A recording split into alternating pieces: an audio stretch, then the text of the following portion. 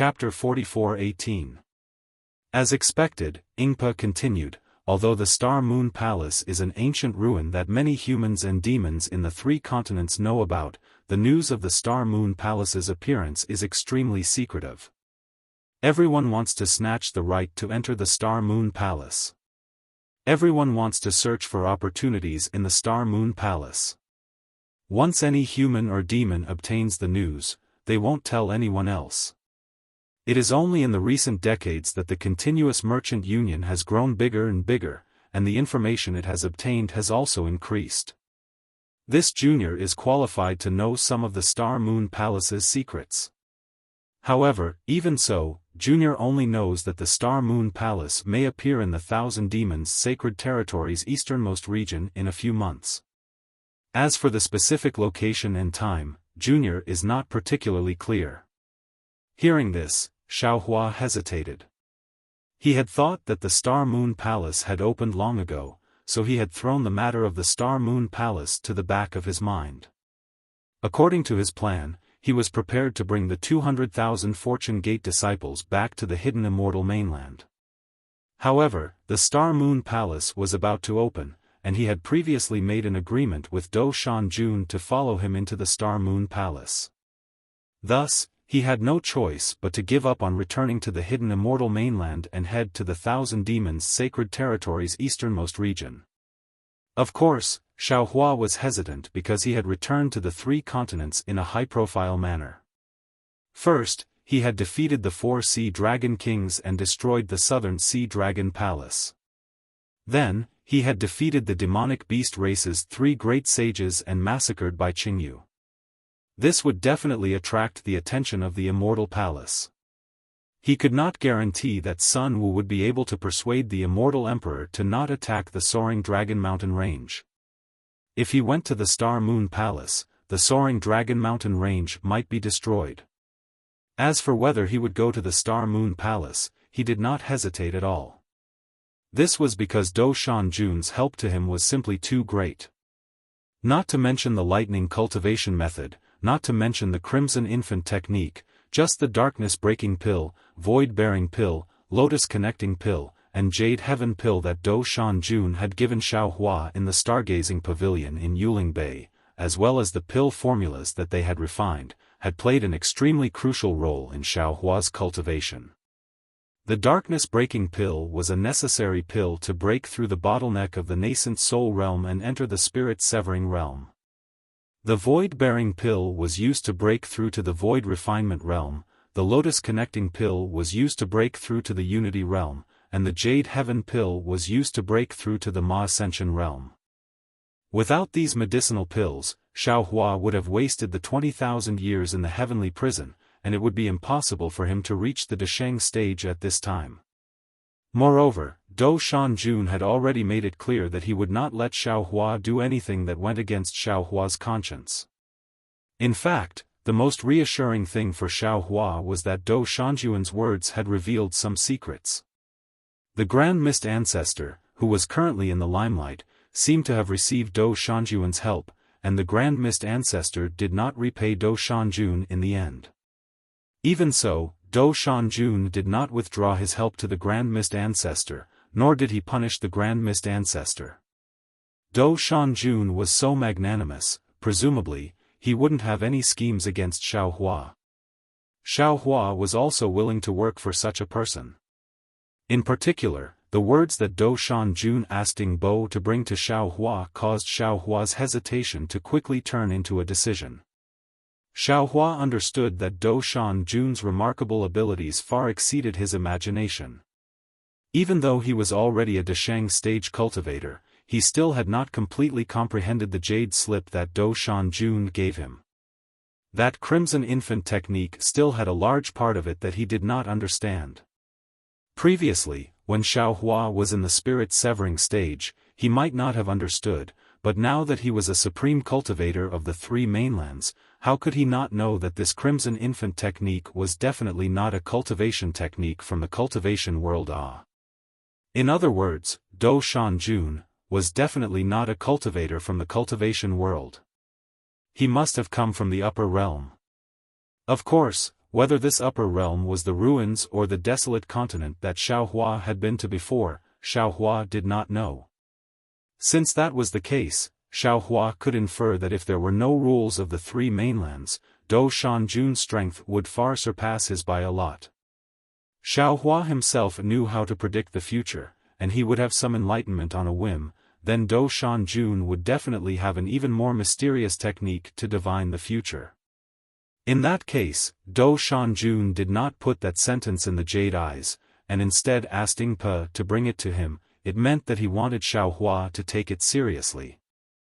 Xiaohua even vaguely felt that the Dou Shanjun from 200 years ago should have already divined that only Ingpe could bring the jade eyes to him 200 years later, which was why he paid a visit to Ingpe.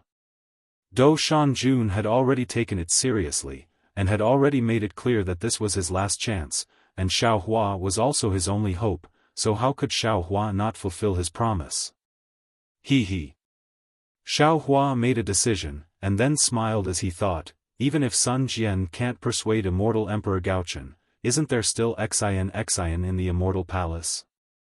With such a big commotion in the soaring Dragon Mountain range, how could she not know? With a little advice from her, immortal Emperor Gaochen will definitely think about it, and he will definitely understand the importance of this Xiao to Confucian cultivators. The so-called true Confucian, isn't it to search for the 5 Qis unification's cultivation technique, to search for the foundation of Xiantian true Qi?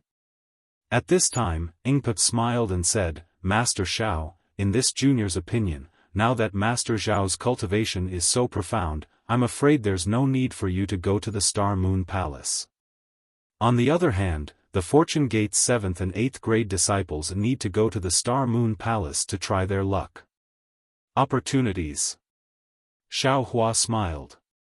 In terms of opportunities, could the Star Moon Palace compare to the ruins and the desolate continent? The opportunities that Lu Yi and the others had in the upper realm were many times more than the Star Moon Palace. Xiaohua's own accumulation in the upper realm was only completed at the moment of life and death. Lu Yi and the others didn't know how long it would take for them to fully comprehend those accumulations, so there was really no need for them to go to the Star Moon Palace. Thus, Xiaohua replied, it's a pity that they've already rushed back to the soaring Dragon Mountain range, so I'm afraid they don't have time to go to the Star Moon Palace. That's true. Ingpe slapped his own forehead and smiled. The soaring Dragon Mountain range might be attacked by the Immortal Palace. This junior forgot about that. Hearing this, Xiaohua's heart moved, and he asked again, what about nascent soul cultivators? Are they suitable to go to the Star Moon Palace? Of course they're suitable.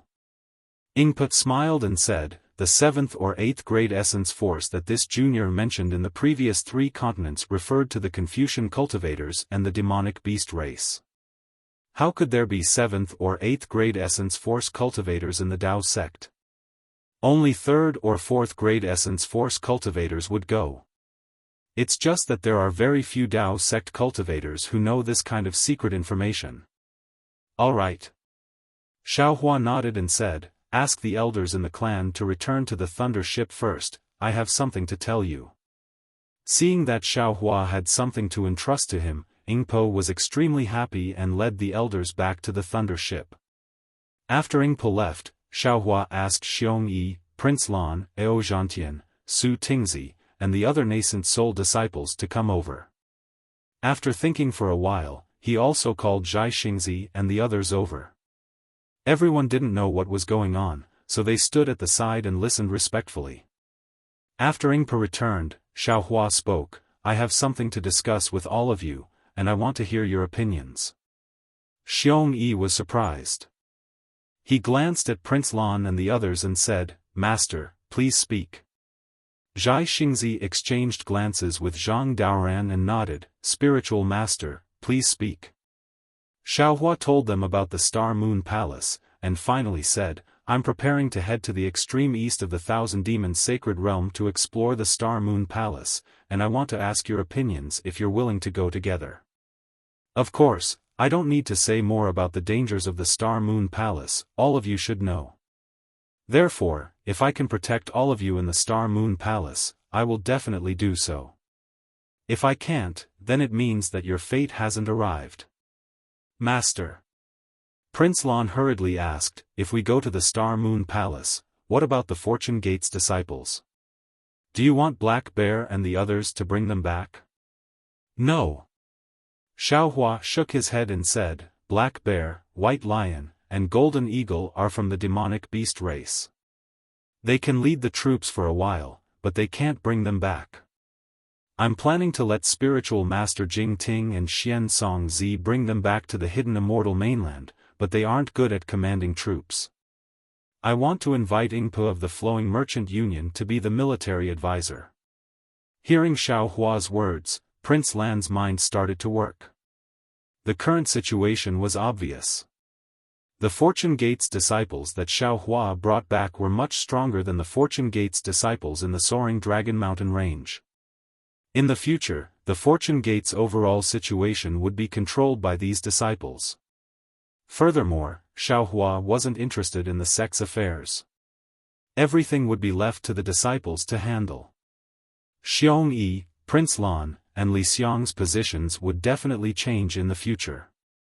The era where they could give orders to the Fortune Gate's people was gone forever. If they wanted to occupy a place in the Fortune Gate in the future, other than strength, they would need to command troops and wield authority. Prince Lan was well aware that no matter how great the opportunity in the Star Moon Palace was, it was impossible for him to advance to the 7th grade in one go.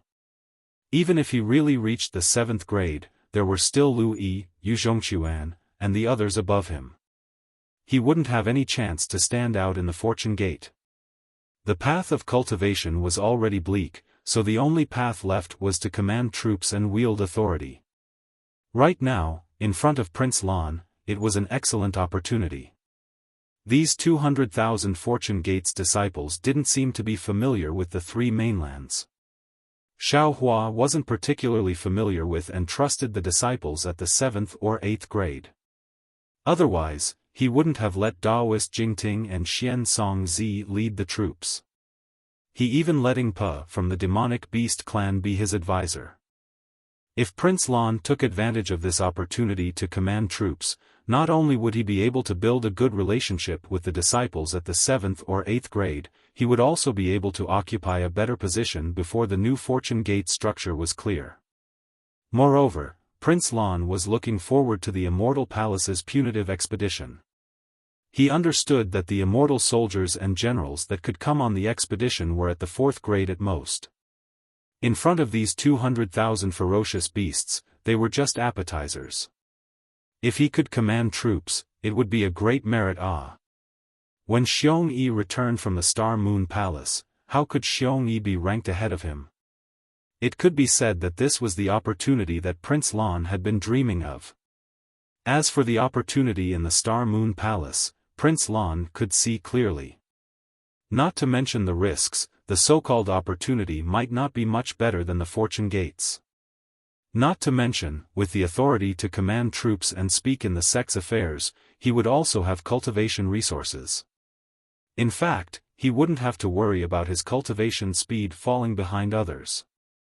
Who knew, he might even surpass the disciples who had entered the Star Moon Palace in the future. Chapter 44:19.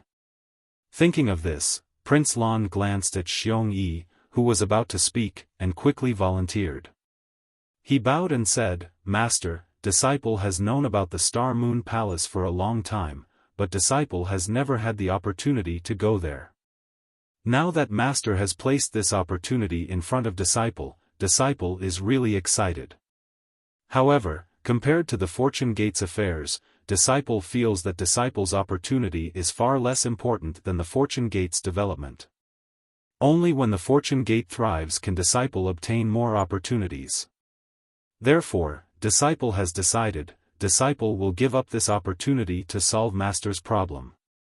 Disciple will bring these disciples back to the soaring Dragon Mountain range to resist the Immortal Palace's invasion. Oh! Xiaohua was taken aback.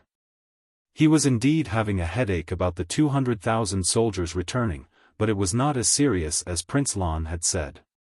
After all, there were still some high-level disciples among the 200,000 soldiers. With them around, there would not be any trouble. As for the problems they would encounter along the way, Yingpo was more than enough to deal with them. That being said, hearing that Prince Lan was willing to give up his opportunity to contribute to the Fortune Gate, Xiaofan was overjoyed. He smiled and asked, "Prince Lan, have you really decided?" Disciple feels that not only Disciple thinks so, senior brother Xiongyi probably thinks so too. Prince Lan respectfully said, "After all, on the hidden immortal mainland, our Tao Gate's disciples were bullied by Confucian cultivators. It is not easy for the soaring Dragon Mountain Range's Fortune Gate to grow to such a scale. Disciple and the others are not willing to turn this into nothingness." Indeed. Xiongyi also spoke. Disciple is also willing to bring these disciples back to the soaring Dragon Mountain Range and let senior brother Li Xiang rush to the Star Moon Palace. He, good. Xiaohua clapped his hands and said, "Master is comforted to have disciples like you. As long as you sincerely cooperate and help our Fortune Gate, there will be more opportunities like the Star Moon Palace in the future." Subsequently, Xiaohua sent a voice transmission to Prince Lan. "Also, you should remember where Changyu died, right?"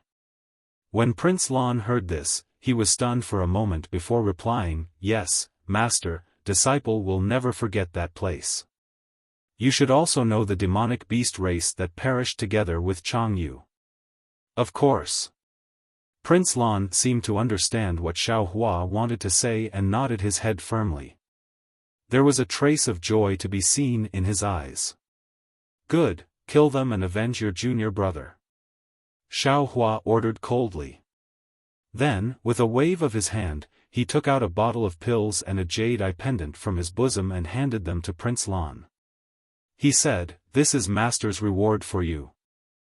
I won't say the names of the cultivation methods and medicinal pills. You can comprehend them yourself first. If you feel that the time is right, you can take the medicinal pills. I guarantee that you will be able to break through to the middle stage of nascent soul before I return. Master will to help you break through to late stage." His Highness Lan was overjoyed. He originally wanted to decline and express his noble character and unquestionable integrity, but he remembered that Xiaohua didn't like empty formalities, so he hurriedly took it and said, "Thank you, Master. Since Prince Lan is willing to lead the troops, there is no need for Xiongyi to stay. To go to the to leave. To go to the heaven to and to go. To go time, to gather time, to the assento the head to head to head to head. To place." "Yes." Xiongyi nodded and handed the items to Prince Lan before flying to the thunder ship. Xiaohua turned to Yingpo and said, "You don't have to be the military advisor. You can go to your own demon realm with the army. Junior doesn't have any demon realm." Yingpo smiled bitterly. "Junior will bring my clansmen to the assento the assento the assento. That's fine. Your clansmen can settle down in the assento. Xiaohua smiled and said to Xian Songzi and spiritual master Jing Ting, "You two will be Prince Lan's assistants. You must protect him well. Don't let him get hurt." "Yes, Disciple understands." Xian Songzi and spiritual master Jing Ting bowed. Disciple will definitely protect junior brother Lan. Prince Lan was truly happy with his wise decision. He smiled and cupped his fists. "Thank you, senior martial brothers. What about you?" Xiaohua looked at Ao Zhantian and the other disciples. The Star Moon Palace was a great opportunity. How could Ao Zhantian and the other disciples not agree? They all nodded happily. After settling the matters in the Fortune Gate, Xiaohua asked Zhang Daoran and the others, "What about fellow Taoists?" "Junior is willing to go." Zhai Xingzi was the first to speak. "But I don't know if Qiu can go with her injuries." "It's fine as long as you want to go. Her injuries aren't a problem. At most, you won't go." Xiaohua smiled. After all, not everyone has the opportunity to enter. However, fellow Taoists' wedding night will have to be pushed back. Fuck, only a fool wouldn't go with such a great opportunity.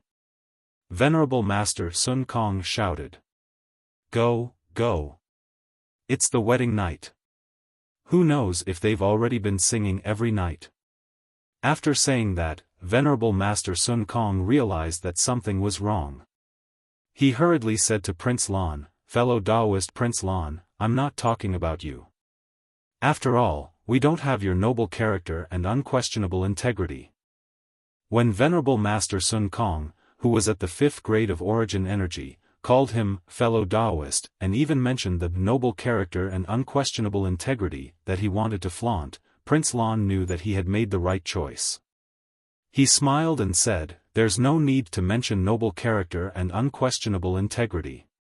It's my duty as a disciple to make some sacrifices for the sect. Venerable Master Sun Kong gave Prince Lan a thumbs up to express his appreciation.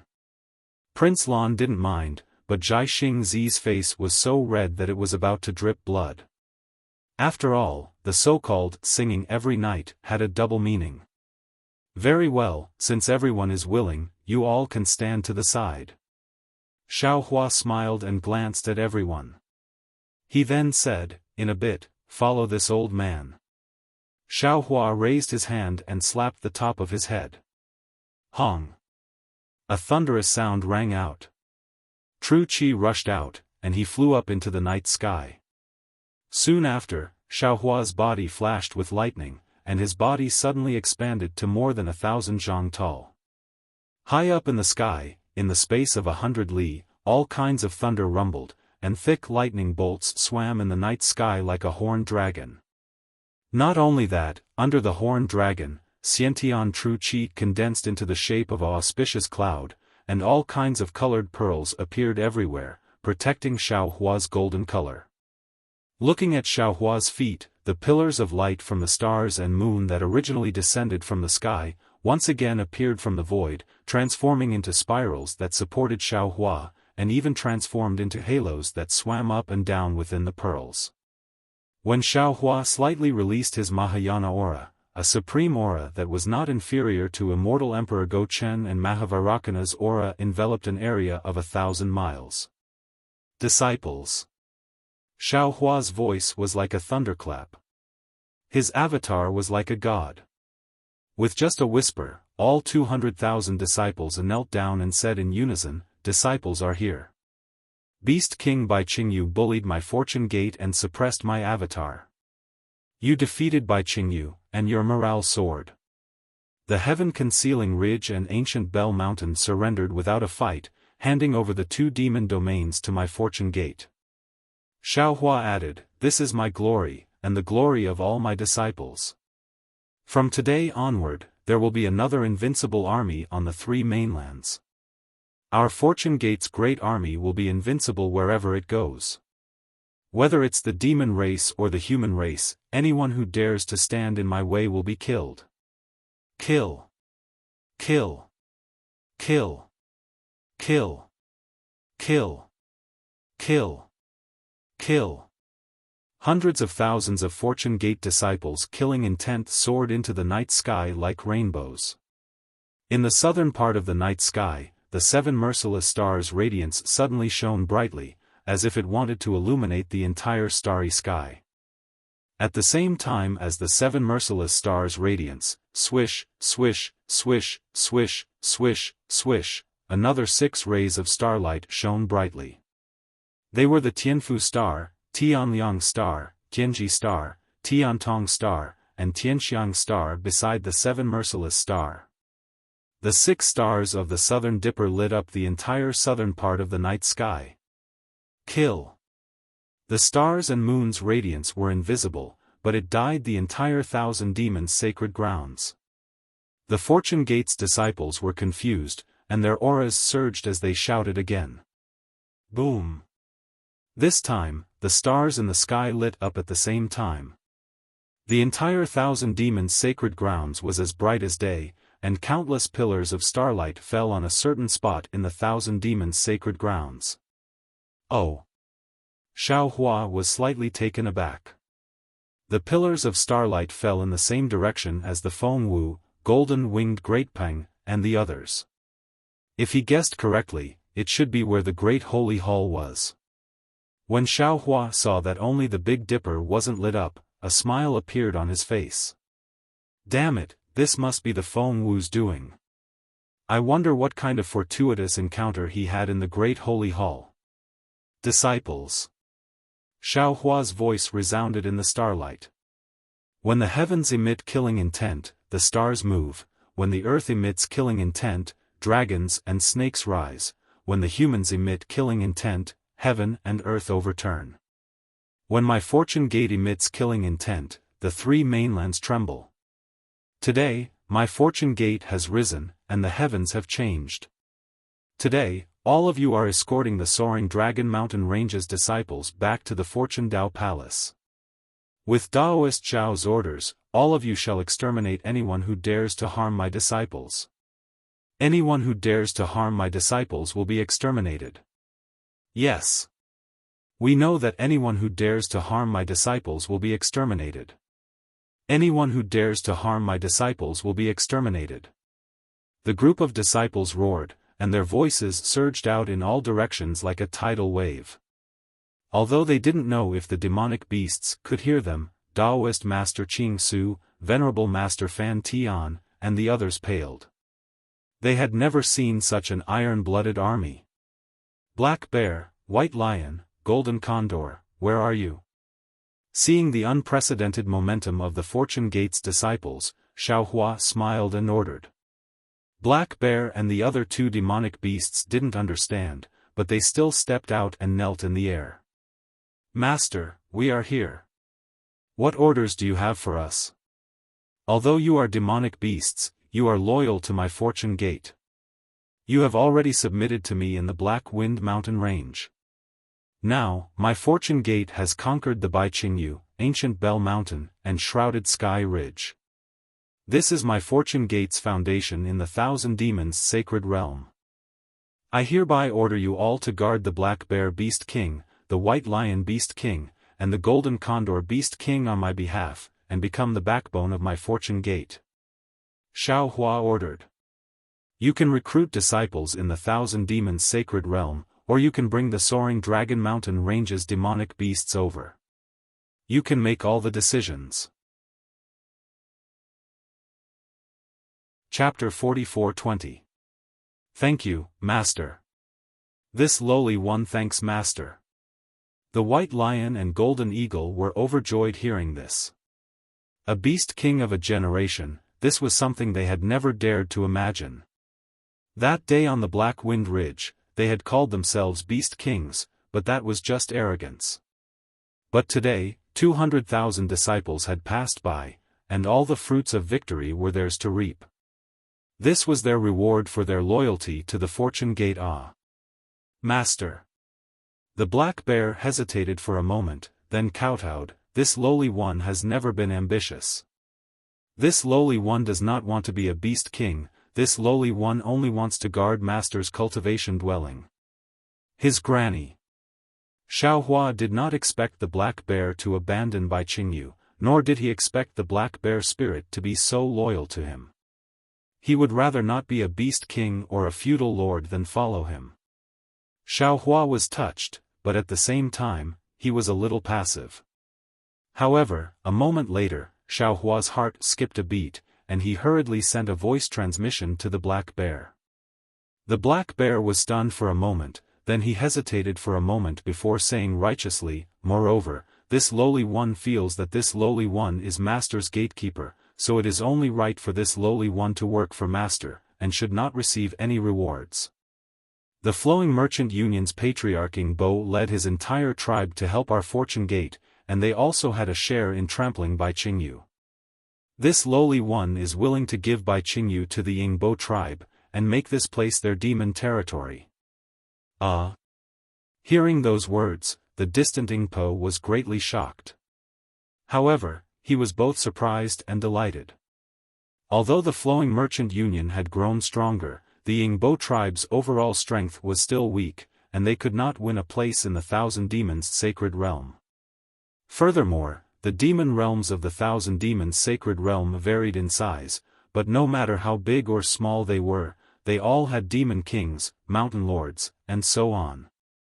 These demon kings and mountain lords all had the support of even more powerful demon clans, and all of these forces could be traced back to the 6 great saints of the Great Sage Temple.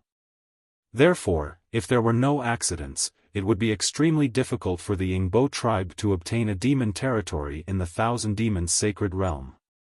Although Xiaohua had made it clear that he wanted to invite the Yingbo tribe to the Soaring Dragon Mountain Range, the Yingbo tribe was still a demonic beast clan.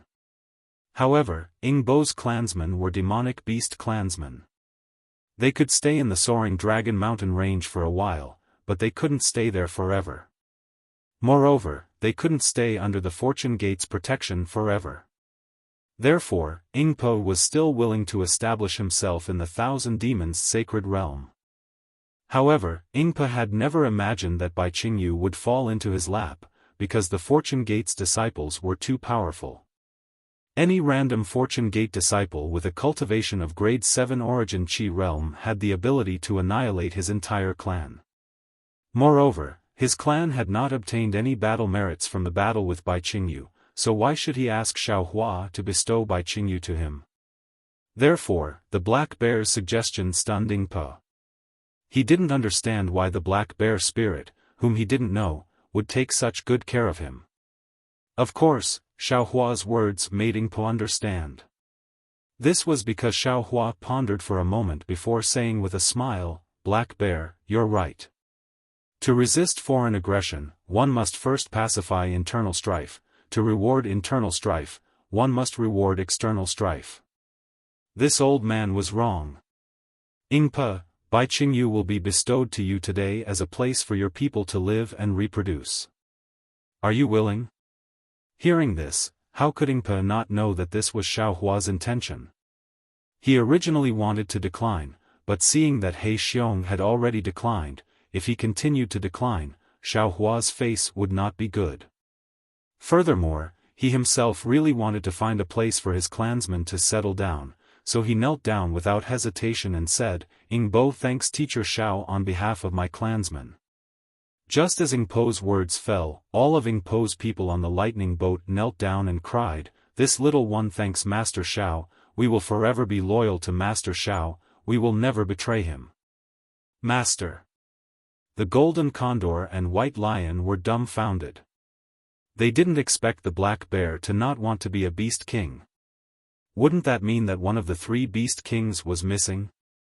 They hurriedly wanted to say something, but Xiaohua smiled faintly and said, "From now on, the heaven-concealing ridge and ancient Bell Mountain will be my Fortune Gate's foundation.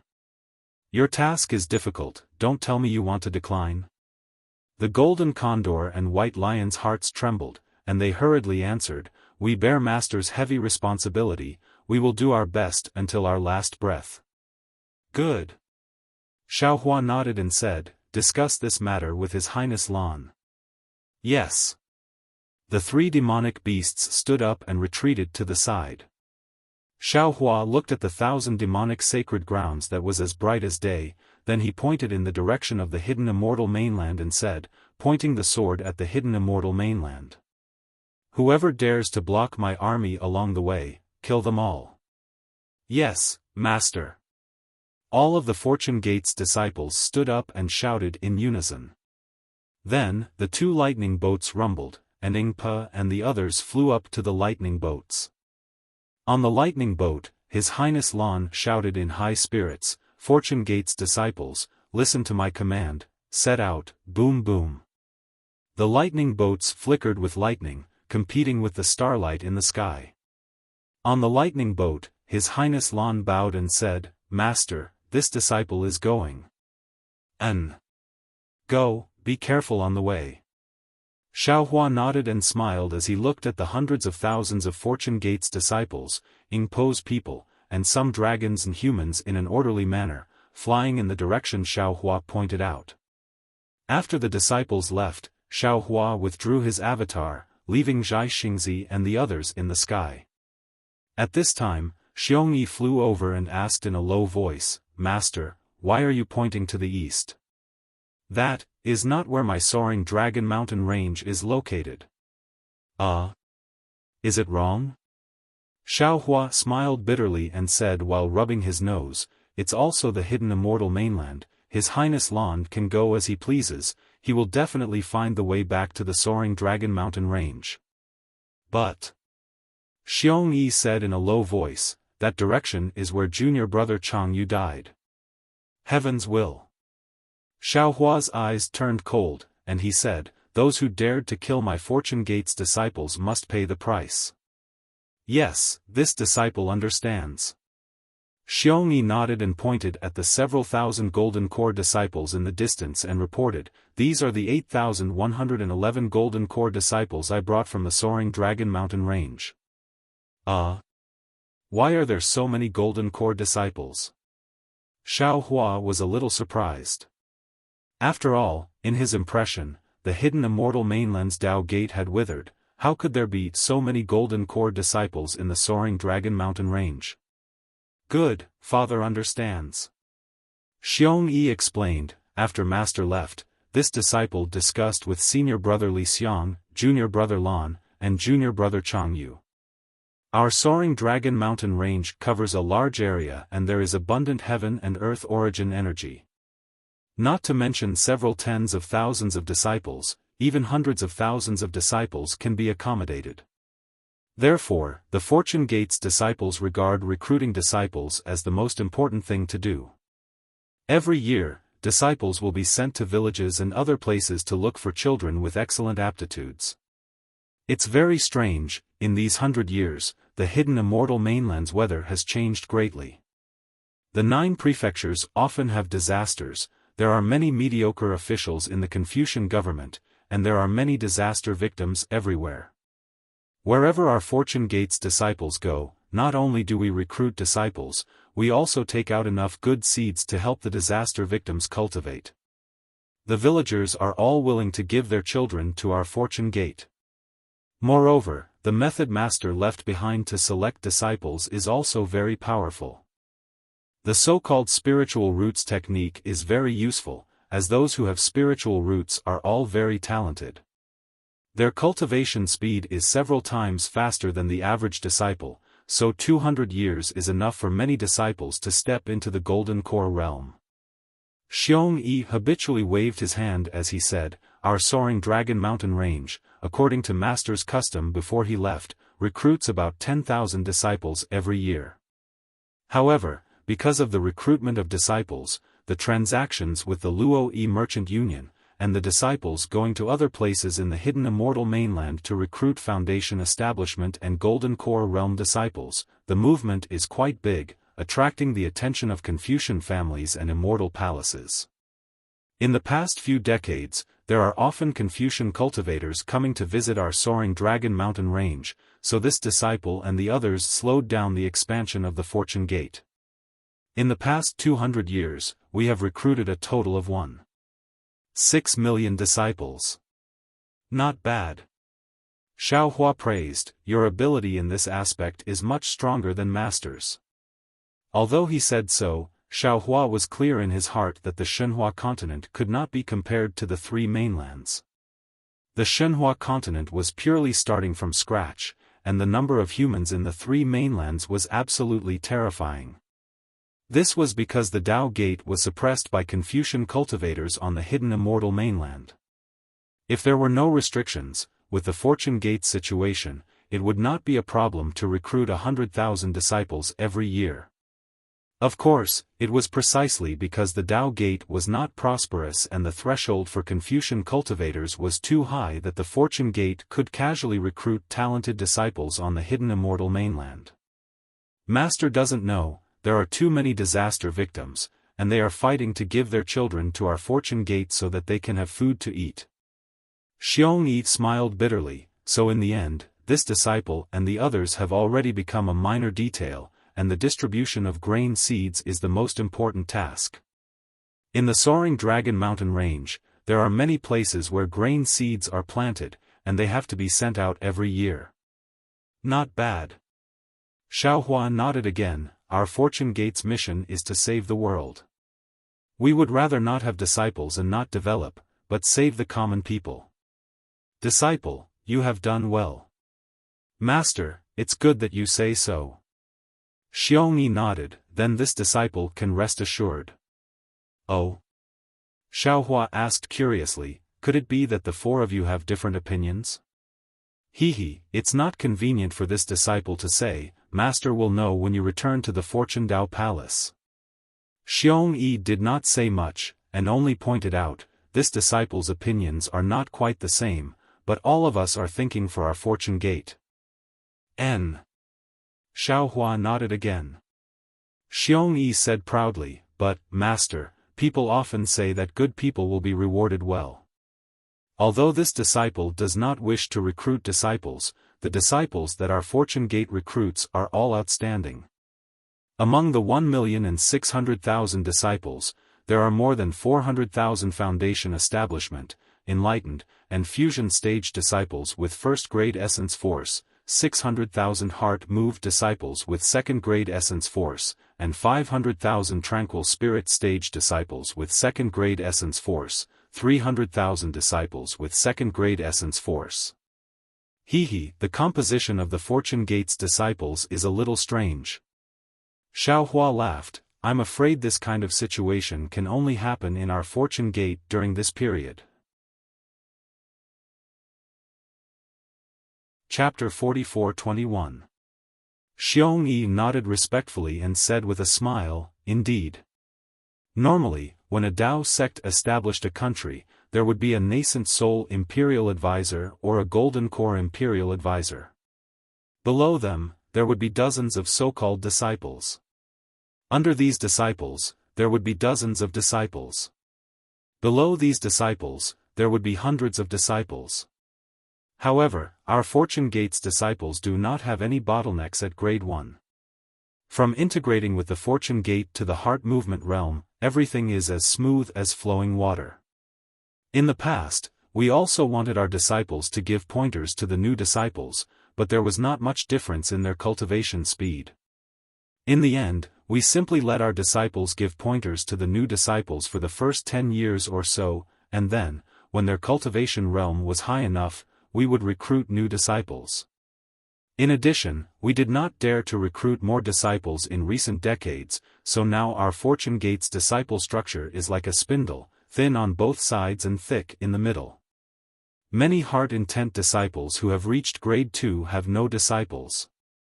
Xiaohua was used to the training and foundation building realms, so when he heard Xiongyi talk about foundation building, consecration, and fusion, he couldn't help but feel a little confused. Fortunately, when Xiongyi was explaining, he also mentioned the grade of his elemental energy, so he could at least understand. Xiaohua frowned and said, Disciple, didn't Master give you a new cultivation technique when I left? Those are the Qi refining and foundation establishment realms, did you not teach them? Ayo, Master. Xiongyi slapped his forehead and said, Disciple was a little confused. Disciple has followed Master's cultivation technique to the newly recruited disciples, only the disciples who entered our Fortune Gate later use Master's modified cultivation technique. But because Disciple has been using foundation establishment, light illumination, and integration since young, Disciple can't help but lean towards that direction. It is easy to impart cultivation techniques, but changing one's mindset is really difficult. Xiaohua sighed. Disciple was wrong, but Master does not need to worry.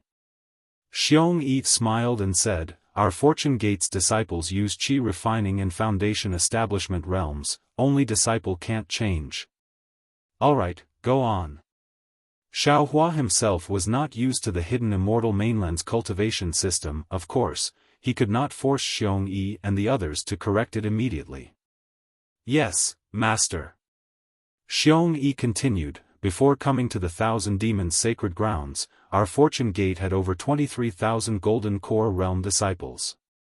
Among them, 2,000 mid and late-stage Golden Core Realm disciples joined the Fortune Gate later. This includes this disciple, Senior Brother Li Xiang, and martial Uncle Lan's disciples.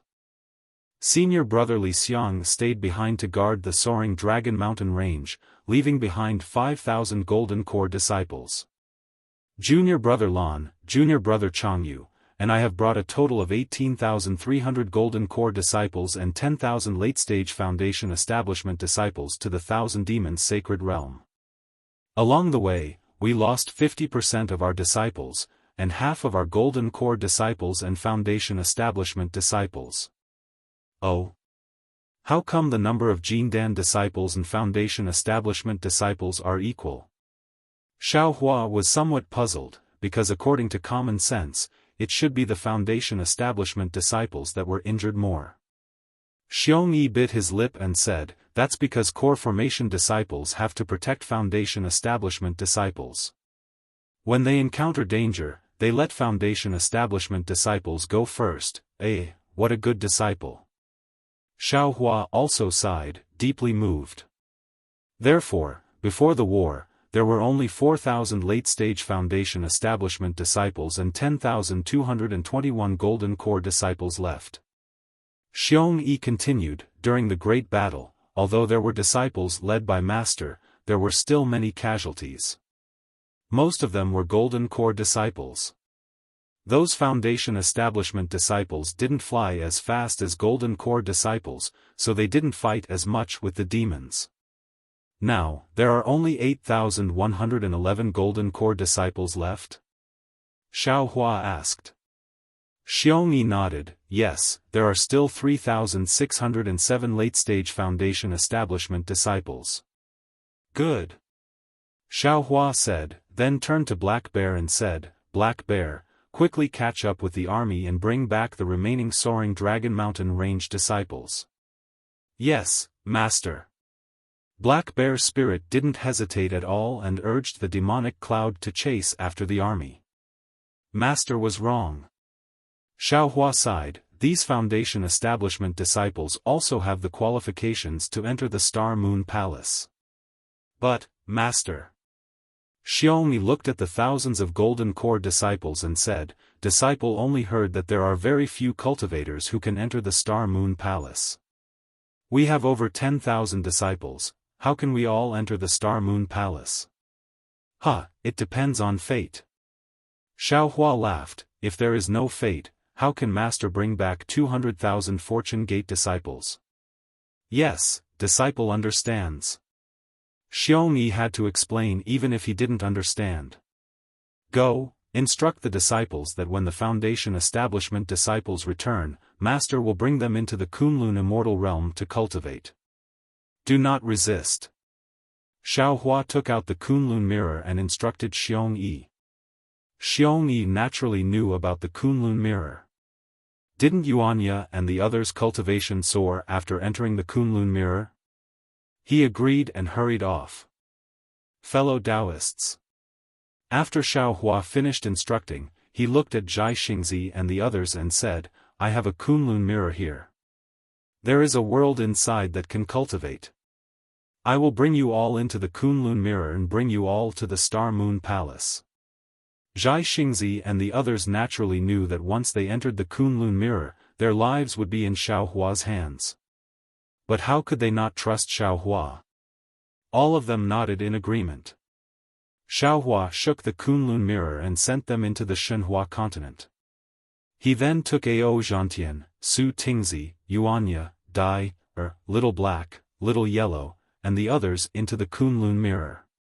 Not long after, the Black Bear spirit returned with several thousand foundation establishment realm disciples. Xiao Hua took the Fortune Gate disciples, Xiong Yi, the Black Bear spirit, and the others into the Kunlun mirror. Only then did he look at the starry sky and land and flew towards the east of the Thousand Demons sacred territory. The changes in the Thousand Demons sacred territory were naturally caused by Feng Wu. After bidding farewell to Xiao Hua, Feng Wu flapped her wings and flew towards the Great Holy Hall. The golden-winged Great Rock, Flying Feather Void Beast, and five-colored Sea God Shell followed behind her. The four demonic race great sages displayed their various abilities. In just a short moment, they had already flown tens of thousands of miles away. Seeing that they were gradually leaving Bai Qingyu, Feng Wu's eyes flashed like lightning. She swept her gaze across the land that was still in a mess and sneered in her heart. Wasn't Bai Qingyu, Shrouded Sky Ridge, and Ancient Bell Mountain the same case? Moreover, because of Bai Xian's selfish desires, she had triggered the divine punishment and implicated all the Shell race's bloodline in the Thousand Demons' sacred territory. From today onwards, although Bai Xian's influence still lingered, the arrogant and despotic Shell race might not be able to recover for a period of time. As for when they would be able to make a comeback, that would depend on the little white dragon and Bai Bo's abilities. Thinking about the little white dragon, Feng Wu couldn't help but laugh. Regardless of whether it was the human race or the demonic race, they all treated him as Xiaofan. Whether it was the soaring Dragon Mountain Range's Fortune Gate, the demonic race's Endless Merchant Union, or even Ao Zhantian, Zhai Xingzi, and the others, they all sacrificed a lot in order to rescue the little white dragon from Bai Qingyu. Little did they know that the little white dragon actually enjoyed the blessings of multiple people.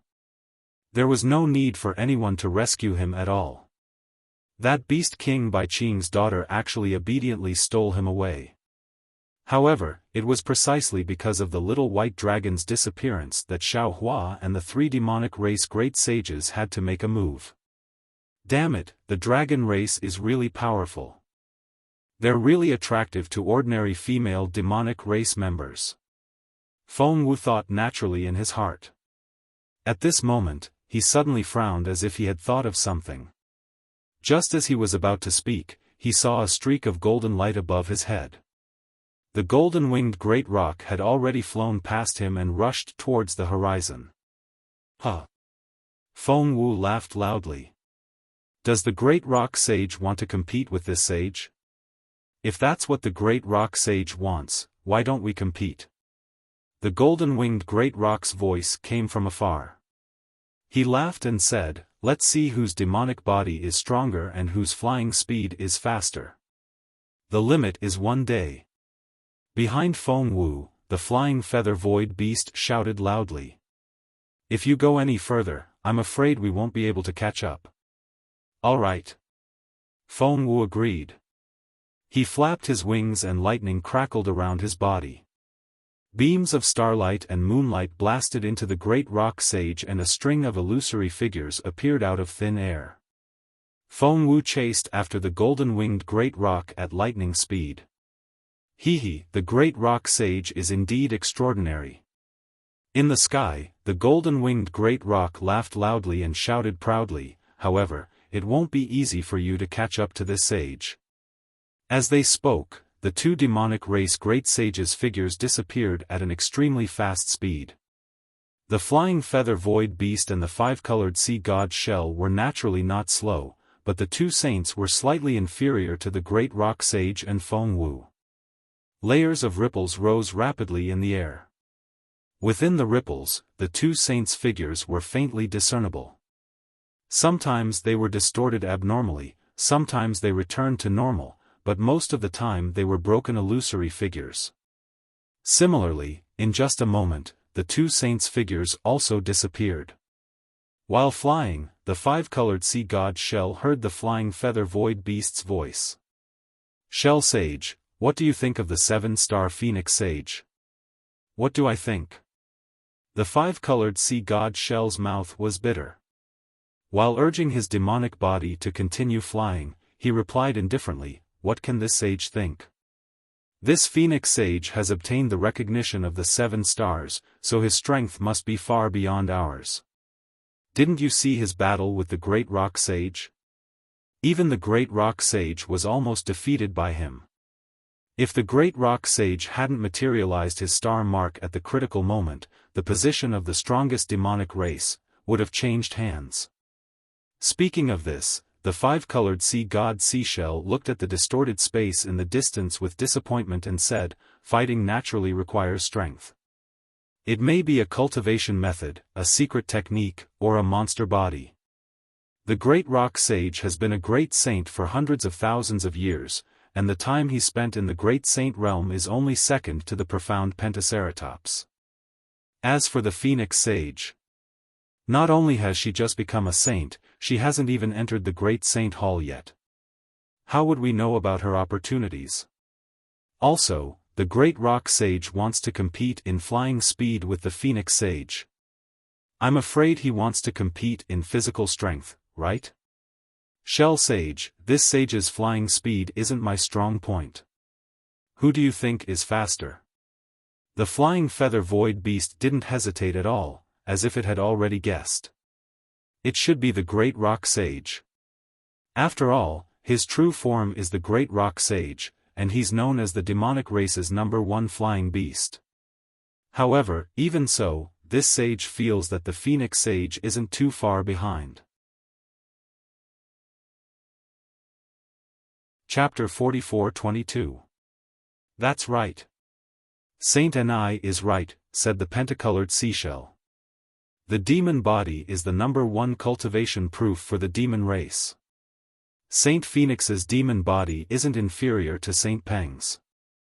Even if Saint Phoenix is defeated today, it's only a matter of time before he becomes the strongest of the demon race. The flying feather void beast smiled. Who is the strongest of the demon race isn't something we should be concerned about. It should be a matter for the two great sages, Saint Phoenix and Saint Dragon. They've been fighting for so many years, and now there's a 7-star Saint Phoenix. The Great Sage Hall is getting more and more lively. AI. The pentacolored seashell sighed. That's right. There's going to be a great change in the 1,000-demon sacred realm. I wonder if there'll be an even greater bloodbath. That depends on Saint Phoenix's ambition. The flying feather void beast smiled. He only needs half of Saint Dragon's ambition, that's unlikely. The pentacolored seashell replied absent-mindedly. From the situation in Baiqingyu, Veiled Sky Ridge, and Ancient Bell Mountain today, Saint Phoenix's heart doesn't seem to be here. That's right. That's what this saint finds most strange. The flying feather void beast smiled. However, that was all he said. He paused for a moment and waited for the pentacolored seashell to continue. Unfortunately, the pentacolored seashell was preoccupied and didn't ask. The flying feather void beast thought for a moment and took the opportunity to ask, Saint Shell, you just said that the demon body is the #1 cultivation proof for the demon race. That seems a bit lacking, no? The five-colored sea god Bei was startled when he heard this. He asked indifferently, what do you mean, Saint Ni? From what this saint knows, bloodline, should be the #1 cultivation proof for the demon race, right? The flying feather void beast smiled. His words were full of meaning. The pentacolored seashell smiled. There's a saying in the human race that the benevolent see benevolence and the wise see wisdom. I'm afraid that's what it means. Perhaps Saint Ni is right, perhaps this saint is right, or perhaps you and I are both right. Seeing that the pentacolored seashell didn't answer directly, the flying feather void beast's eyes turned. Earlier, the five-colored sea god shell had said that its bloodline had been taken away. The flying feather void beast was both shocked and confused. He was proficient in bloodline techniques, so he was naturally aware that ordinary bloodlines couldn't be stripped away. Even though Xiaofan was a Grand Ascension stage human cultivator, he didn't possess any powerful abilities. Therefore, he didn't believe the five-colored sea god seashell's words at all. He felt that the five-colored sea god seashell was trying to cover up something. Moreover, the seven-colored seashell's shell had been shattered by Xiaofan. If the five-colored seashell's bloodline had really been taken away, then the seven-colored seashell's bloodline could naturally be taken away as well. In that case, the situation of the entire Thousand Devil Sacred Realm would fundamentally change. For the sake of the future arrangements, the flying feather void beast had to clarify the matter of the bloodline and how Xiaofan had defeated the old ancestor. The flying feather void beast pondered the situation for a moment before asking, by the way, Saint Bei, why did a streak of light suddenly appear after that grand ascension stage human cultivator was trapped by the old ancestor? Not only did the light disappear from the old ancestor's body, but even more light from the Thousand Devils sacred realm fell into the light, and as the light began to flow, the phenomena created by the old ancestor's attacks gradually disappeared. The old ancestor's bondage shell was destroyed, and in the end, the Grand Ascension stage human cultivator managed to break free, but I wasn't able to identify what method he used in the end. Can you answer my question, Saint Bei? The five-colored sea god shell faltered slightly upon hearing this, and it glanced at the flying feather void beast with a hint of hesitation in its heart. Earlier, it had revealed that its bloodline had been taken away, and it had regretted it ever since. After hearing the flying feather void beast's probing, it made a slight mental calculation before replying in a wary manner, "That's the old ancestor's business, how would I know if she didn't tell me?" Hee hee. The flying feather void beast wasn't surprised by the five-colored sea god shell's answer in the slightest, and it continued in a seemingly nonchalant manner, "By the way, I seem to have seen an ancient record in the Great Holy Hall about 70,000 years ago, right?" The five-colored sea god shell asked in a cold voice, "What do you mean by that, Saint and I?" "It's nothing." The flying feather void beast hurriedly chuckled. After all, the five-colored light is Saint Bei's bonded ability, and even Saint Peng has praised it in the past. The sudden disappearance of the five-colored light has given me some ideas about the origins of that Grand Ascension stage human cultivator in Saint Phoenix, so I wanted to have a chat with Saint Bei. "Oh? What do you mean, Saint and I?" The five-colored sea god shell was rather perplexed. "What's wrong with their origins?" "Of course it's wrong." The flying feather void beast wasn't surprised at all by the five-colored sea god shell's lack of response, and it smiled as it said, "If it were just a human Grand Ascension stage human cultivator, I wouldn't think too much about it. We didn't know that there was such a human cultivator on the hidden immortal continent, so it's normal that we didn't know about it. However, don't forget that this human Grand Ascension stage human cultivator is a Taoist cultivator. All of the Confucian cultivators on the hidden immortal continent view the Taoist sects as venomous snakes and scorpions. How could there be a human Grand Ascension stage human cultivator on the hidden immortal continent? As far as I can remember, aside from the primordial chaos patriarch who stirred up chaos on the three continents, there doesn't seem to be any Taoist cultivator capable of such feats." "That's true." The five-colored sea god shell nodded in response. "I've already thought of that when I saw that human Grand Ascension stage human cultivator." The five-colored sea god shell shuddered as it spoke, and it hurriedly exclaimed, "There seems to be more than one human Grand Ascension stage human cultivator, right?" At the time, there were 36 human Grand Ascension stage human cultivators who had besieged Saint Peng. "That's right." The flying feather void beast couldn't help but scoff at the five-colored sea god shell's lack of awareness. However, it was quite happy to have such a slow-witted great sage as its ally. After all, this pig-like ally had a godlike patriarch backing it up. "No, that's not all."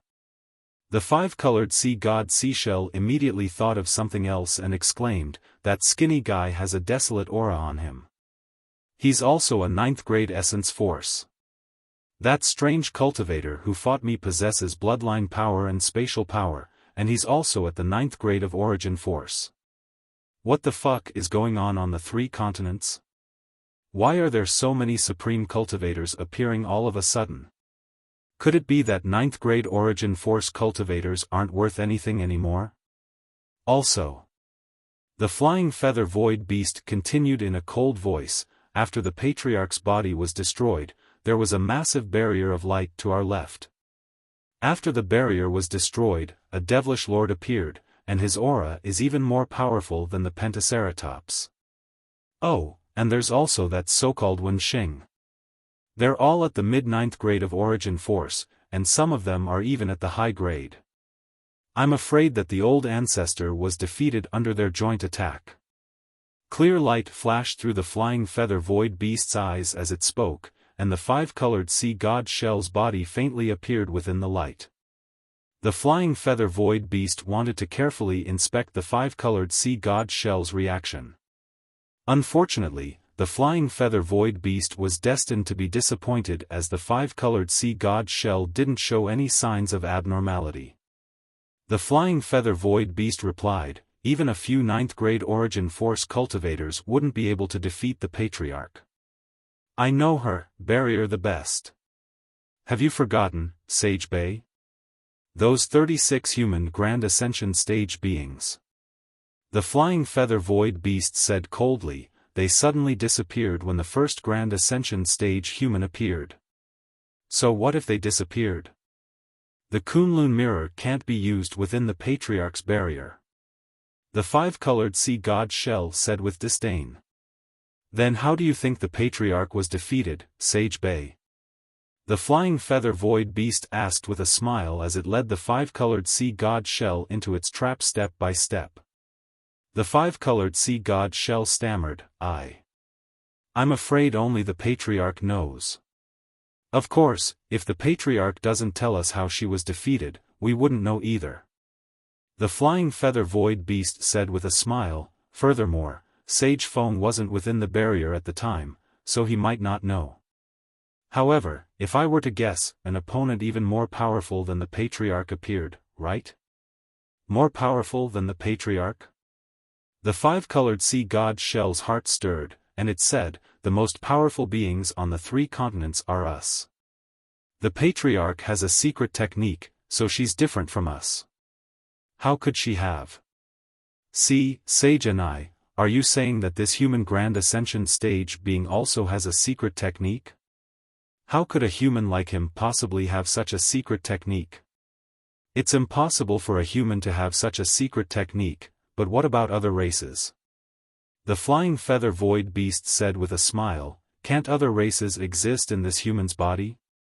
The five-colored sea god shell's imagination ran wild, and it cried out, you're saying that there's a race as mysterious as the Patriarch in the human's body?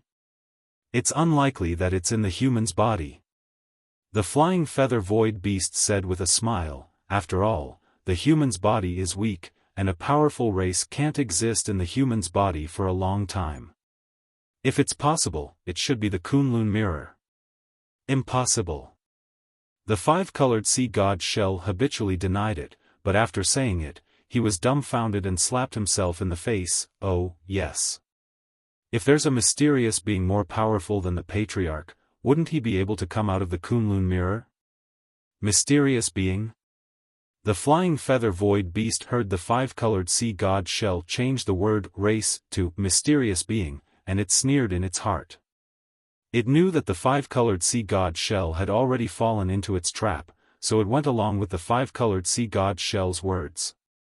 Yes, mysterious being. I once read an ancient record in the Great Sage Palace. It was about a demon called Zhenxiu, and the entire demon race was wiped out by a mysterious being. Speaking of this, the flying feather void beast looked at Qingguang again. Sure enough, although the five-colored sea god shell didn't move, the space around it rippled. The ripple was very weak, but it was still detected by the flying feather void beast, who was proficient in the power of space. Chapter 44-23. Zhenenai. As if trying to hide its emotions, the five-colored sea god seashell responded, and the ripples in space disappeared. It then fell into deep thought, and after a moment, said hesitantly, I seem to have heard of it before. It seems to be an extremely powerful demon beast from ancient times, proficient in the power of space. That's right. The flying feather void beast sneered coldly in his heart, but on the surface, he flattered, Sage Bay is indeed knowledgeable. This Zhenyu is an ancient record that this sage has searched for a long time before finding. I didn't expect Sage Bay to be so familiar with it. I wouldn't dare. I've only heard the ancestor mention it occasionally. The five-colored sea god seashell really did have some recollection of it after hearing the flying feather void beast's words.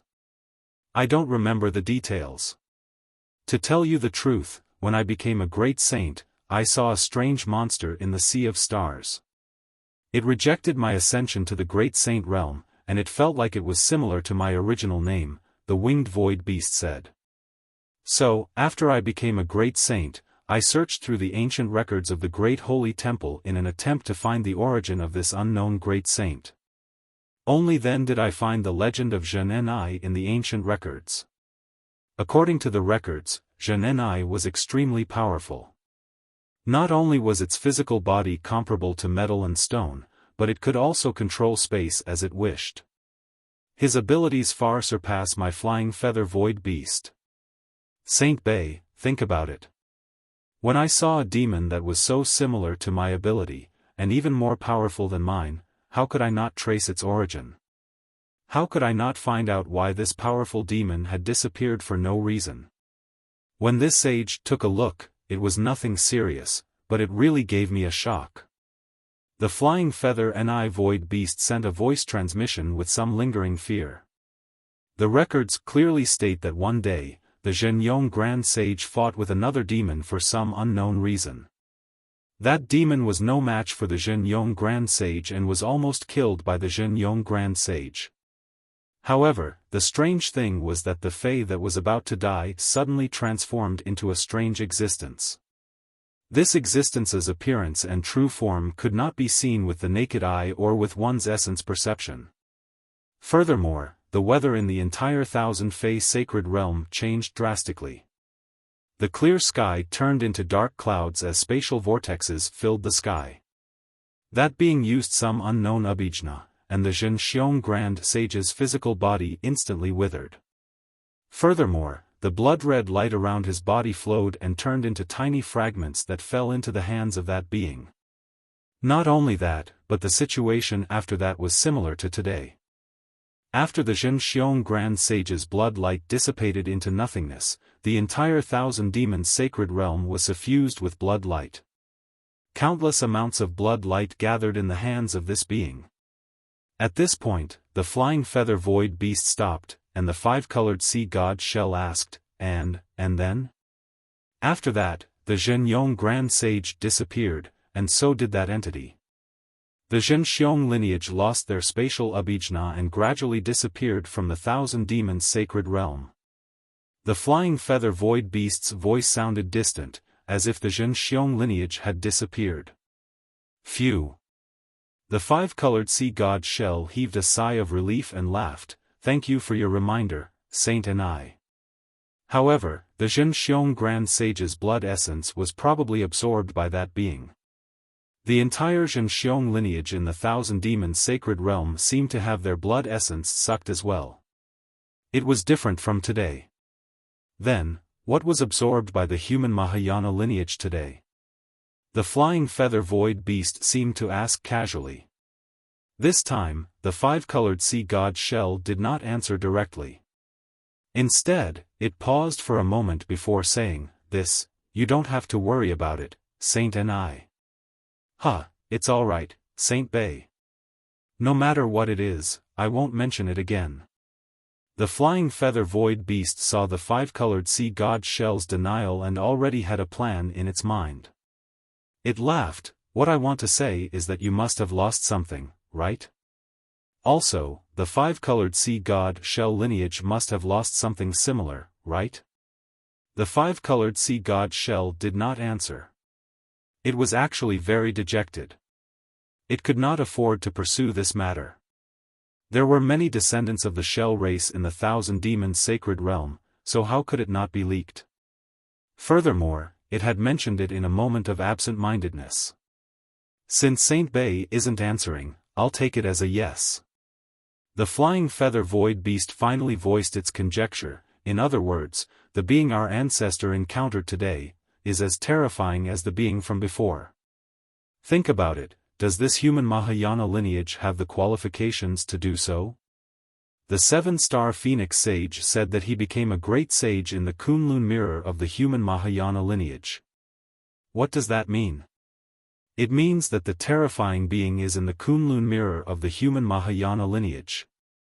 Oh, Saint Bei, do you know the primordial chaos ancestor of the Taoist sect? I do, what about it? The five-colored sea god shell was completely unable to follow the flying feather void beast's train of thought. The primordial chaos ancestor was suppressed by the yin-yang illustration by the Confucian and Buddhist cultivators, and they wanted to use the illustration to kill him. However, the primordial chaos ancestor found a way to refine the yin-yang illustration, and it said that he attached his nascent soul to it. As long as the treasure isn't destroyed, he won't die. Do you think that the mysterious being in the Kunlun mirror also attached his nascent soul to the Kunlun immortal realm and used it to achieve immortality? Damn it, how am I supposed to know? The five-colored sea god shell was confused by the flying feather void beast's words. Saint and I, what are you trying to say? What I mean is... The flying feather void beast smiled mysteriously and transmitted its voice, that human Mahayana lineage is just a cover. He's no match for our ancestor. In other words, those Mahayana lineages, the seven-star phoenix sage, Wuxia, and the others are all subordinates of that mysterious being hiding in the Kunlun mirror. They're even like demon pets. Hiss. The five-colored sea god seashell turned pale with fright. He took a deep breath and stopped moving. His entire monster body appeared in the void as he shouted, "How? How is this possible?" After a short while, the flying feather void beast flew back from the distance, and it looked at the five-colored sea god shell with a smile. Most humans and demons on the three continents think that the most powerful being in the thousand-demon holy realm is the golden-winged great Peng, but what about the truth? The six of us have more or less received guidance from our ancestor. If she doesn't care about fame and fortune, wouldn't she be just like that mysterious being? The five-colored sea god shell was silent for a long while before it finally muttered, "I originally thought that the seven-star phoenix sage and Wuxia might be the clones of that human Mahayana lineage, but I didn't think that Saint Ni's thoughts would be even more incredible." Saint Ni's thoughts are even more incredible. The flying feather void beast said with disdain, "The Taoist sect does have cloning techniques, but it's not like we don't have them either. Saint and I, don't tell me you haven't cultivated clones. But think about it, can you create so many clones? Furthermore, each clone is different, some are Confucian cultivators, some are demonic cultivators, and there's even a devilish lord? Besides, how can clones be more powerful than the true body? Which clone isn't at a lower level of power? If you were to say that the dragon that was sealed was the clone of that human Mahayana lineage, then that would make sense. That's true." The five-colored sea god shell nodded before flying away again. Behind him, the flying feather void beast asked, "Ancestor, do you have any instructions for Saint Bei?" The five-colored sea god shell hesitated momentarily before replying, "Our ancestor didn't say much, she only told me to follow her instructions." "That's right." The flying feather void beast nodded. "Our ancestor's bondage shell has been shattered, but think about it, when she was speaking to that human Mahayana lineage, she didn't sound very respectful at all." "That's right." The five-colored sea god shell hurriedly replied, "You're right, Saint and I. Our ancestor didn't dare to say anything as she was afraid that we would offend that mysterious being." The flying feather void beast looked at the five-colored sea god shell with a meaningful expression. "In that case, you should understand why I'm being so long-winded, right?" The five-colored sea god shell was a little dejected. "I've lost some of my abilities, and I don't have any desire to win anymore. I have no intention of getting involved in the matters of the golden-winged great Peng, the arcane pentaceratops, and the heaven-defying lightning phoenix." The flying feather void beast was a little exasperated, and it said, "That's part of the reason, Saint and I. The most important thing is still the Dragon Island or the Great Holy Hall, you have to decide which one you want to choose." The five-colored sea god shell was truly perplexed, and it turned to the flying feather void beast with a perplexed expression. "Of course I'm going to choose the Great Holy Hall. What's the difference between the Dragon Island and the Great Holy Hall? Motherfucker." The flying feather void beast cursed internally.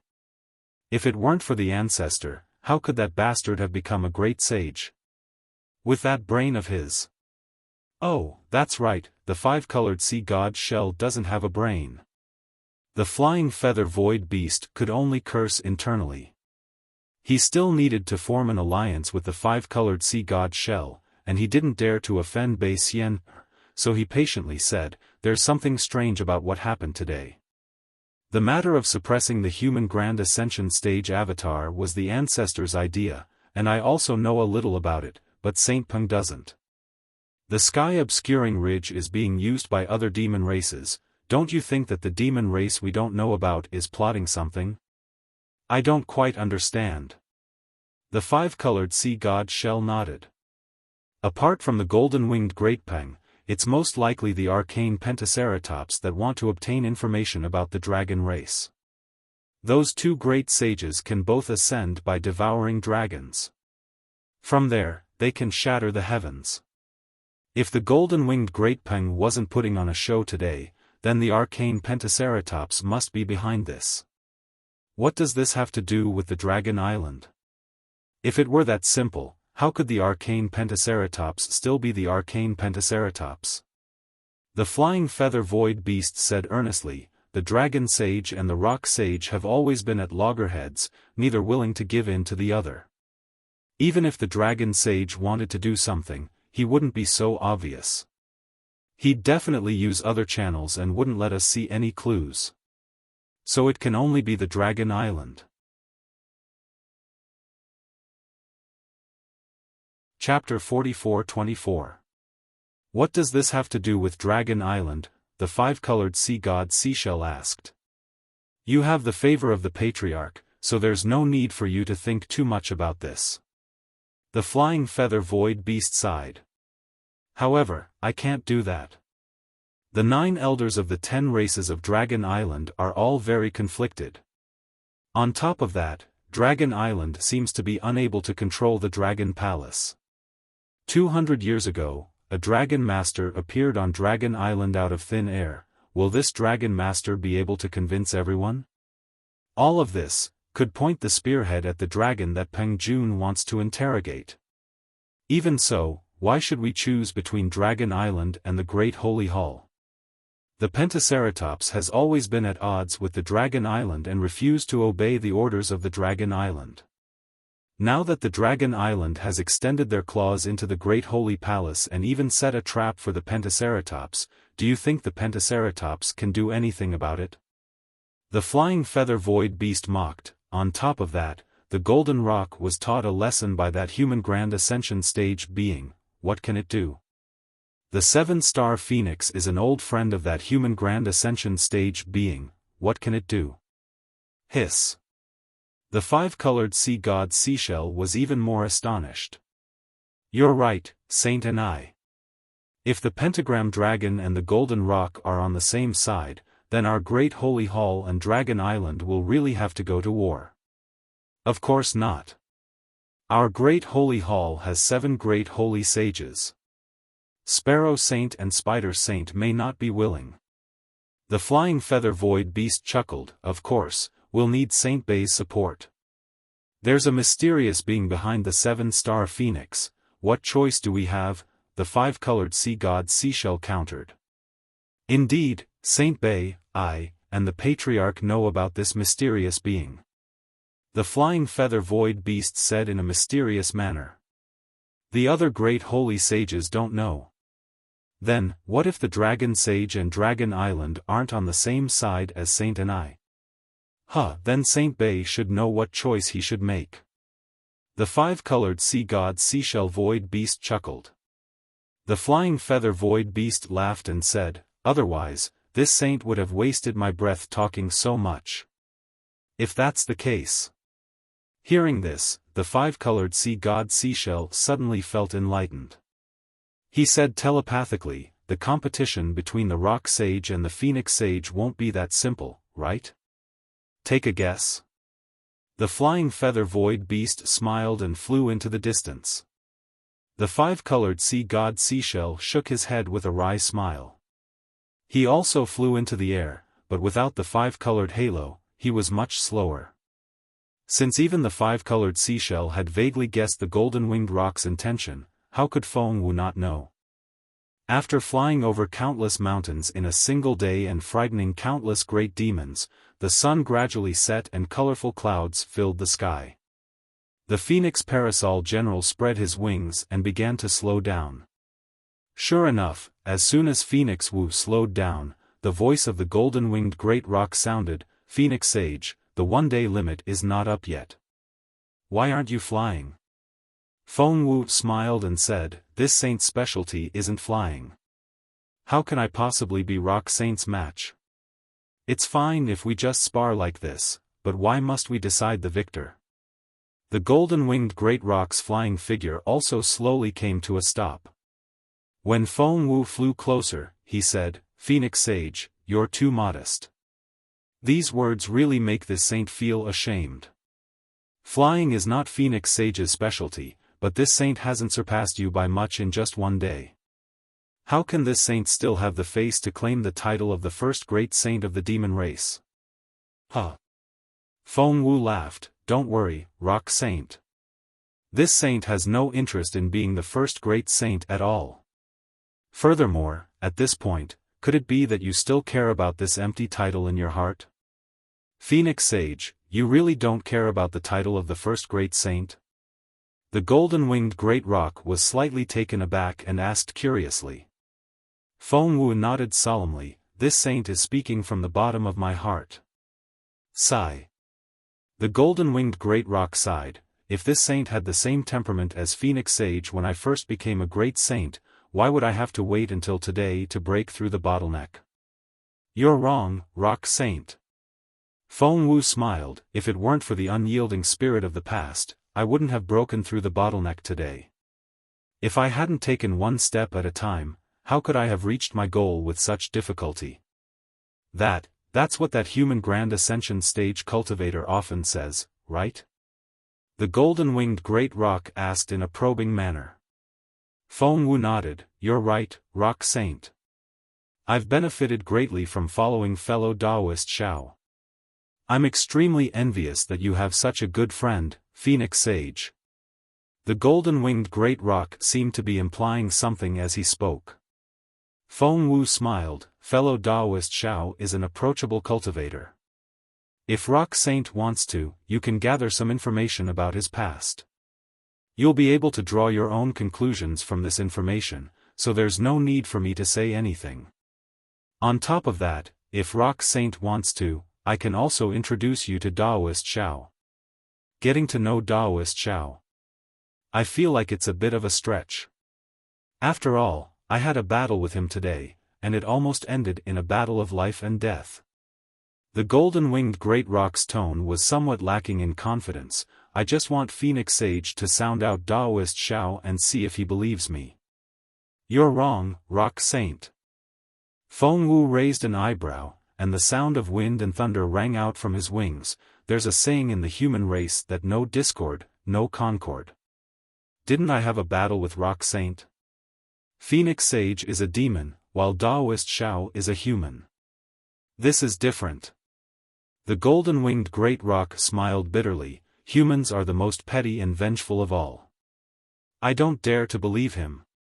Time will reveal a person's heart."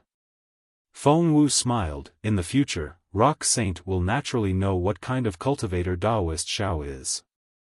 "Oh, of course, that's if you have the time. Actually." The golden-winged great rock hesitated, "I have to thank Taoist Xiao for being able to break through my bottleneck today, but I'm afraid that Taoist Xiao will misunderstand, so I don't dare to say too much." Feng Wu naturally knew what Xiao Hua's impression of the first great saint of the demon race was, so he smiled, "Don't worry, Rock Saint. Taoist Xiao should believe your words. Otherwise, why would he let you go?" "Humph." The golden-winged great peng bird harumphed coldly upon hearing that Xiao Hua intended to let it go.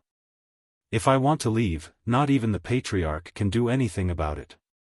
Even though Taoist Xiao is a grand ascension stage human cultivator, he's not confident in being able to keep me here, is he?" Feng Wu smiled, "That's true. Rock Saint's movement technique is number one in the demon race. Daoist Xiao really might not be able to catch up to you. Huh, not necessarily, not necessarily. The golden-winged great rock realized his attitude was inappropriate and hurriedly shook his head. Daoist cultivators have many tricks up their sleeves.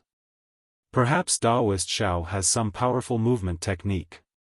Feng Wu smiled and scanned behind him with his essence sense, but didn't see the five-colored seashell or the flying feather void beast.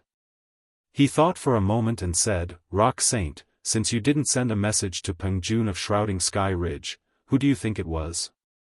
This. The golden-winged great rock hesitated.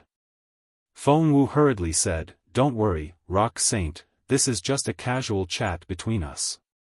I know you don't have any idea, or you would have told Daoist Xiao. Why are you covering for someone else? AI. The golden-winged great rock sighed, Actually, I already have a rough idea of who it is.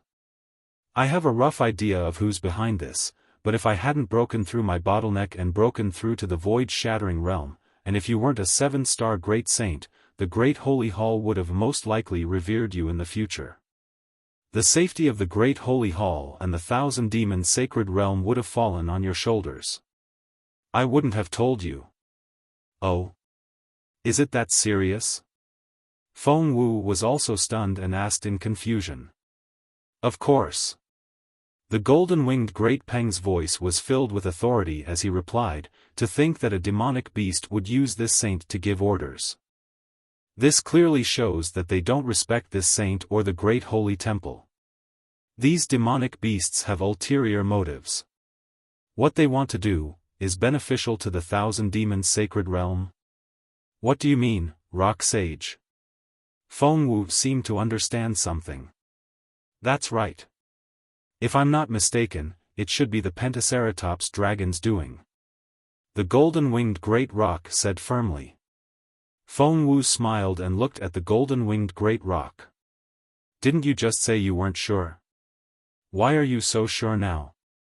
Of the 6 great saints of the Great Holy Hall, only I and the Pentaceratops dragon would covet the dragon. Since it wasn't me, then, it could only be the Pentaceratops dragon. Seeing that Feng Wu didn't believe him, the golden-winged great rock's tone became colder. He said unhappily, Besides, he's been coveting my position as the first great saint of the demon race for a long time. In the entire demon race, he's the only one who dares to do something behind my back. Of course it's him. Also. The golden-winged great rock hesitated, then added, According to what I know, the Pentaceratops dragon seems to be in contact with some elders of Dragon Island. Otherwise, he wouldn't know about Daoist Zhao's relationship with the dragon race. Do you have any evidence, Rock Sage? Feng Wu asked with a smile. The golden-winged great rock stiffened and said coldly, My words are evidence. If you don't believe me, then so be it. In fact, if I hadn't broken through, I definitely wouldn't have said what I said today. I also wouldn't have schemed to find a chance to be alone with you. After all, a human Mahayana stage is only a human Mahayana stage. Even if you're stronger than me, so what? As for inviting you, that's because I respect you as a great saint of the demon race. I also want to borrow your power to restrain the Pentaceratops dragon. As for other thoughts, I don't have them. Chapter 44-25. Seeing the golden-winged great Peng bird speak directly like Peng Jun, Feng Wu also secretly felt respect for it. Although the strength of the golden-winged rock was there and there was no need to hide it, this was also related to the nature of the golden-winged rock. In fact, when Xiao Hua learned that the little white dragon had been suppressed by Bai Qingyu, he had discussed this matter with Feng Wu and the other clones. All of them felt that this matter might not necessarily have anything to do with the 6 great sages of the Great Sage Hall. After all, Xiao Hua's strength was only at the 5th or 6th level of origin energy. He was not even comparable to Bai Qingyu, so how could he possibly fall into the eyes of the great sages of the demon race? However, the appearance of the golden-winged great Peng, the flying feather void beast, and the five-colored sea god shell in Bai Qingyu was out of Xiao Hua and Feng Wu's expectations. However, from the mouths of the three great saints, they heard something fishy and knew that they might have been deceived by the Monster King. However, at that time, all the explanations and speculations would be useless. Only by fighting and determining the victor would they have the right to speak. Therefore, when victory was within their grasp, whether it was Xiao Hua or Feng Wu, they more or less had compassion in their hearts and did not truly beat the three great saints to death. Especially later, when Xiao Hua revealed a portion of his strength, the three great saints saw Xiao Hua's sincerity. Although the three great saints didn't say anything, when they fought, they still left some leeway. Because at such a supreme realm, who would really risk their lives if there wasn't a great enmity between them? Not to mention that everyone had already realized that something was wrong. At that time, the fight was more about face. Because of this, when Xiao Hua was sucked into the great rainbow shell realm by Bai Xian, Feng Wu pulled the three great sages out of this matter. She stopped them and began to talk about romance. The three great sages naturally knew what Feng Wu was thinking. This was also the reason why the golden-winged great rock had invited Feng Wu after part of the truth had been revealed. Because he already knew that Feng Wu was the great sage of the demon race, even though Feng Wu had a very close relationship with Xiao Hua. Feng Wu accepted the invitation with ease because he knew very well that even the three great saints didn't have the strength to make things difficult for him. The three great saints definitely wouldn't make things difficult for him because of Bai Qingyu. However, after seeing the rare humble attitude of the golden-winged great rock and what he said just now, Feng Wu suddenly understood that Bai Qingyu's matter might be very small and not worth the attention of the great sage of the Great Sage Temple, but this matter had caused a lot of trouble, and the power behind it had a lot to plan. This plan had originally been hidden under the ice river, but Bai Qingyu's matter had exposed it all at once. Furthermore, the power of the Great Sage Hall's 6 great sages was balanced.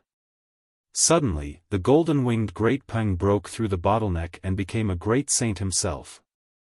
In an instant, the balance between the entire Great Sage Temple and the Thousand Demons' sacred realm was broken. In particular, his strength had suppressed the ambitious mystic armored Pentaceratops. If the Thousand Demons' sacred realm wanted to reach a new equilibrium, it would be impossible without some turbulence. Thinking of this, Feng Wu smiled and said to the golden-winged Great Peng, "Sage Peng, I understand what you mean. However, I've already said that I won't interfere in any of the Great Sage Temple's affairs, and I won't allow any power to interfere in the Thousand Demons' sacred realm. Therefore, I'm afraid your hopes will be dashed." Tch. The golden-winged Great Peng sneered, "When the mystic armored Pentaceratops became a great saint, I happened to pass by. The mystic armored Pentaceratops was afraid that I would disturb his celestial worship, so he swore many things in front of me and almost swore a demon oath. With my character, how could I possibly stop the birth of a great saint of the demon race? I didn't pay any attention to him and even stood guard for him. But what happened in the end? He didn't fulfill a single word of his and even frequently caused trouble for me. How could he still be the mystic armored Pentaceratops of that day? Moreover, if you don't want to establish your power in the Thousand Demons' sacred realm, why did that human Mahayana realm take Bai Qingyu, heaven-obscuring ridge, and ancient Bell Mountain for himself? Why would a human Mahayana realm cultivator want territory in the Thousand Demons' sacred realm? Feng Wu waved a hand with a faint smile, and said, "There's a saying in the human race that distance tests a horse's strength, and time reveals a person's heart. You can just wait and see what I think in the future, Sage Peng. I won't agree to what you just said, Sage Peng. I won't interfere in the karma of the Great Sage Temple." He. The golden-winged Great Peng chuckled coldly, "Seeing as you've already become a great saint, you've already been tainted by the karma of the Great Sage Temple. Just like today, I had no relationship with that human Mahayana realm cultivator, but I was still dragged into this mess. To be honest, if it weren't for the fact that that human Mahayana realm cultivator had a good character, sage and I, Sage Bei, and I would have been severely injured even if we didn't lose a grade. This is also why I wanted to befriend that human Mahayana realm cultivator. A thought seemed to have occurred to the golden-winged Great Peng at this point, and he stiffened his neck as he said, "This isn't me admitting defeat. If he wants to fight me, then you can help me accept it." Huh. Feng Wu laughed heartily as he flapped his wings, and said, "Sage Peng, you really are an interesting demon. Compared to the craftiness of Sage Ni and Sage Bei, I think Taoist Xiao would be more willing to befriend you. How crafty can Sage Bei be?" The golden-winged Great Peng chuckled coldly, "He doesn't even have a brain." Feng Wu could tell from Bai Qing's confusion. On top of that, Sage Ni is inferior to the Pentaceratops. Feng Wu naturally couldn't take the golden-winged Great Peng's words at face value, but he still said, "That's true. Among our demon race, it seems that the dragon race is the most crafty. From the ordinary dragon race to the dragon kings of the 4 seas, then to the 9 elders of the dragon palace. In the future, if anyone dares to call foxes cunning in front of me, I'll break their nose. In the face of dragons, foxes are like 3-year-old toddlers." Huh, that's right, that's right. Although Feng Wu didn't mention the Pentaceratops, the golden-winged Great Peng felt the same way. He laughed heartily and flapped his wings, causing a gust of wind to blow within 100 miles. He looked at Feng Wu with a much friendlier expression. After the golden-winged Great Peng finished laughing, Feng Wu said seriously, "Sage Peng, if we want to find the so-called mastermind, we might as well think about it and start from the nearest place." "Oh? What do you mean, Sage Peng?" The golden-winged Great Peng was straightforward. At this moment, he almost treated Feng Wu as an old friend and asked curiously. Feng Wu thought for a moment and asked, "Sage Peng, I have a question for you." "Please speak, Sage Peng." The golden-winged Great Peng nodded and replied, "In the words of the human race, I'll tell you everything I know. I want to know why Sage Peng, Sage Ni, and Sage Bei came to Bai Qingyu. I remember that Sage Peng didn't come because of Peng Jun's message, right? Since it wasn't arranged in advance, how did Sage Peng get here in time?" Feng Wu's phoenix eyes flashed as she asked the golden-winged Great Peng. "Hee, so that's the problem." The golden-winged Great Peng laughed. "When I first came to Bai Qingyu, I also thought about it. However, it seems that coming to Bai Qingyu has nothing to do with the Pentaceratops. I'm afraid it's Sage Ni's little scheme." "Oh? What do you mean?" Feng Wu raised her eyebrows and asked. Then the rock sage explained everything in detail. Only then did Feng Wu understand. It turned out that Feng Wu had become a great saint in the South Sea Dragon Palace's great array and had triggered a change in the starry sky of the Thousand Demons' sacred realm. The golden-winged rock and the other great saints of the demon race all flew out of their cultivation grounds and headed towards the great sage temple. They were all prepared to welcome the new great saint there. However, because Heavenly Phoenix had destroyed the star bridge leading to the great sage hall, Feng Wu didn't go. Therefore, the 6 great sages waited in vain at the great sage hall. The 6 great sages didn't gather often, so they took this opportunity to stay in the great sage hall for a while. During this time, the golden-winged Great Peng received a message from Zhang Tian saying that there were changes in the 3 demon territories in the far north. After reading the message, the golden-winged Great Peng discussed with the other 5 great sages and invited the scarlet flame vermilion bird to the far north to take a look. At the same time, the flying feather void beast also received a message. He invited the 5-colored sea god Shell and the golden-winged Great Peng to come to Bai Qingyu, saying that there would be a good show to watch. The golden-winged Great Peng was unwilling to come to Bai Qingyu, but the flying feather void beast insisted on inviting him. Therefore, the golden-winged Great Peng followed the flying feather void beast and the 5-colored sea god Shell to Bai Qingyu. The matter of going to the far north was left to the other 3 great sages. After the golden-winged Great Peng finished speaking, Feng Wu asked curiously, "So, it wasn't Daoist Zhao's 200,000 Fortune Gates disciples that lured Sage Peng here? Hee, of course not. The golden-winged Great Peng laughed. This Holy One was shocked when we arrived here. Since when did so many high-level humans enter the Thousand Demons' sacred land? At that time, this Holy One thought that Sage and I had received the news in advance. There should be a transmission passage from the Great Holy Hall to Bai Qingyu, right? Feng Wu asked again, otherwise, Sage Peng and the others wouldn't have arrived in such a timely manner. The golden-winged Great Peng didn't hide anything and nodded. There is a demonic formation in the Great Holy Hall that can draw on the power of the moon and stars to reach most places in the Thousand Demons' sacred land. We came here with the help of the demonic formation. However, the demonic beasts can only go from the Great Holy Hall to other places, and not from other places. The golden-winged Great Peng suddenly thought of something and flapped his wings. This Holy One forgot. Sage Phoenix has never entered the Great Holy Hall, and the Star Bridge can sense the star runes on Sage Phoenix's body. Sage Phoenix can rely on this connection to summon the Star Bridge in the Great Holy Hall. Since Sage Phoenix is a 7 stars great sage, the Rainbow Bridge also has the power of 7 stars. Not to mention this Holy One, Sage and I, and Sage Bei can borrow Sage Phoenix's light. Even Sage Dragon, Sage Spider, and Sage Sparrow can be guided to the Great Holy Hall.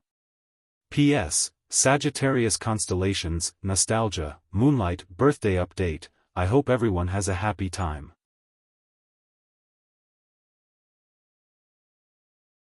Chapter 44-26.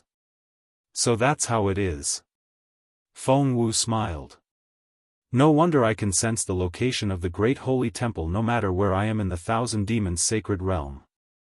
Especially when I was sparring with Sage Peng, I felt a kind of suction force. So that's how it is. The golden-winged rock laughed when he heard Feng Wu call their previous fight a spar. He said, earlier, I resented Saint and I for scheming against me. However, after thinking about how I benefited from this disaster, I can't be bothered to argue with him anymore. That's right. Feng Wu said earnestly, there's a saying in the human race that unity is a fortress. If the 7 sages of the Great Holy Temple can't work together, how can we? At this point, Feng Wu was at a loss for words. Yes, what can we do? Resist the invasion of the human race? Resist the enemy? However, Feng Wu's eyes turned, and she hurriedly covered it up. How can we resist the Dragon Island's instigation? How can we avoid a disaster? What Sage Feng said is true. The Golden Rock shouted. The dragon race is clearly a branch of the demon race, but they want to call themselves the dragon race and split themselves off. They even created a dragon island to compete with the Great Holy Temple. There are 4 dragon palaces in the 4 seas, and they are even more powerful than the Thousand Demons' sacred realm. Damn it, the more I look at them, the more I dislike them. Also, this Pentaceratops, on the surface, seems to be at odds with the Dragon Island, but who knows how many tricks they have up their sleeves. Cough cough. Feng Wu coughed twice, looked back, and changed the topic. I wonder when Sage and I and Sage Bei will arrive? Them? Humph. The Golden Rock said with disdain. They won't arrive until nightfall. Oh, right, Sage Feng, what method did that Mahayana human use? Even the old ancestor had to admit defeat? Also, what are those countless lights? It seems like, even Sage Bei was affected? Sage Bei kept saying that his bloodline was taken away. How can that be true? Feng Sheng pondered for a moment and said in a low voice, this seems to be one of Spiritual Master Zhao's divine abilities. It is extremely powerful and should be related to bloodline. Daoist Master Xiao is very secretive about this kind of divine ability, and even I don't know much about it. However, if nothing unexpected happens, the 5-colored sea god shell is right. The sea god's bloodline of the Shell clan should have been taken away. Is that true? The golden rock was stunned to hear this. Is this human grand ascension stage being really that powerful? What do you think, Sage Peng? Feng Wu asked with a smile. If that wasn't the case, how could this sage be friends with him? Didn't I say so earlier? Daoist Xiao has helped me a lot in becoming a great sage. Although I don't know how the old ancestor helped Sage Peng become a great sage, this sage feels that. Daoist Xiao's help to this sage is definitely no less than the old ancestor's help to you. No wonder. The golden-winged great Peng bird nodded in response. In that case, I can forgive you for helping that grand ascension stage human. Feng Wu naturally didn't care about the golden-winged great Peng bird's forgiveness, but he still smiled. Since Sage Peng knows about this sage's difficulties, then it's easy to talk about it. If this sage can become friends with Daoist Xiao, then it'll be good for my thousand-beast sacred realm. Didn't you see? Although the old ancestor has been defeated and her natal shell has been destroyed, she still doesn't dare to do anything to Daoist Xiao. Sigh, as a junior, I don't care so much about the old ancestor's matters. It's just a pity that the five-colored sea god shell was originally ranked 4th, but now he's ranked last among the 7 great sages. Even if he's ranked last among the 7 great sages, he's still a great sage. It's better than losing his life. Feng Wu replied indifferently. Without the sea god's bloodline, Sage Peng bird's chances of shattering the void have become even slimmer. The golden-winged great Peng bird sighed. Feng Wu didn't think much of it. No one said that becoming a great sage means that one will definitely be able to shatter the void. Among the 7 great sages, perhaps only Sage Peng bird can shatter the void. He. The golden-winged great Peng bird was rather pleased by Feng Wu's flattery. He laughed a few times and said, "You're right, Sage Peng bird. Everyone sweeps the snow in front of their own door. Don't worry about the frost on the roof of their house." Yes. Feng Wu nodded. We've already reached this level, so it's better not to think too much about scheming. Instead, we should think about how to reach the highest level. Oh, right, this sage doesn't know much about the thousand-beast sacred realm. Can Sage Peng bird explain more about it? Well said. The golden-winged great Peng bird was in a good mood. Before the 5-colored sea god shell and the flying feather void beast flew over, he told Feng Wu a little about the thousand-beast sacred realm. When the stars shone, the 5-colored sea god shell and the flying feather void beast did indeed arrive. The 2 great sages were very tactful. They didn't ask who the victor was. When the golden-winged great Peng bird told them about how Feng Wu had used the star bridge to enter the great sage palace, the 2 great sages had no objections. Thus, Feng Wu raised her head and let out a phoenix cry. Her huge demonic body spread out. Then, on her back, the star patterns of the Big Dipper rotated. 7 pillars of stars fell from the Big Dipper in the starry sky. Then, the star patterns turned into a spinning shadow and rushed out. The moment the star patterns turned into a star shadow, Feng Wu sensed the location of the great sage palace. Without thinking too much, Feng Wu spread her wings. At the same time, her demonic body soared into the sky. The 7 star shadows also soared high into the sky. After the shadow spun a few times like a stream of light, boom! A rainbow bridge came through the sky. It was actually the same as the one Feng Wu saw in the southern sea dragon palace. Sage Peng bird is indeed a 7-star great sage.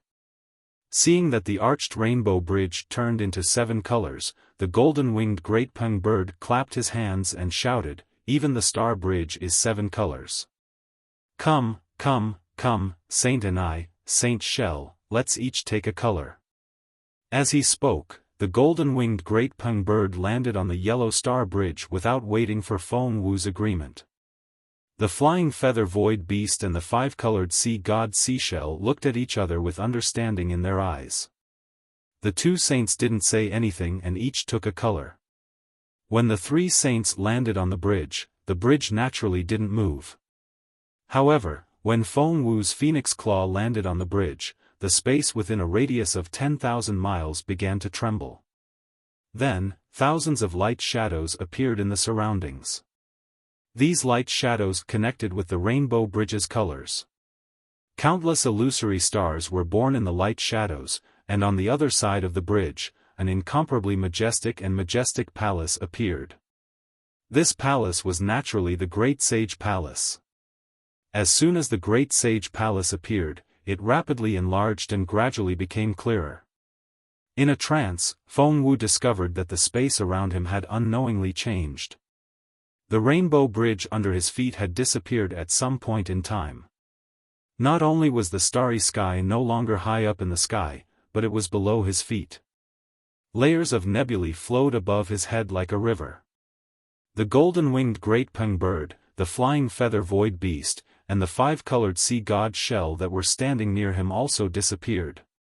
Strange. Feng Wu glanced around and found so many strange things. He couldn't help but mutter in his heart.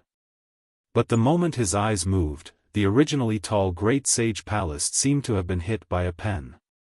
The entire palace was completely distorted, turning into an enormous vortex and condensing into an extremely small dot of light.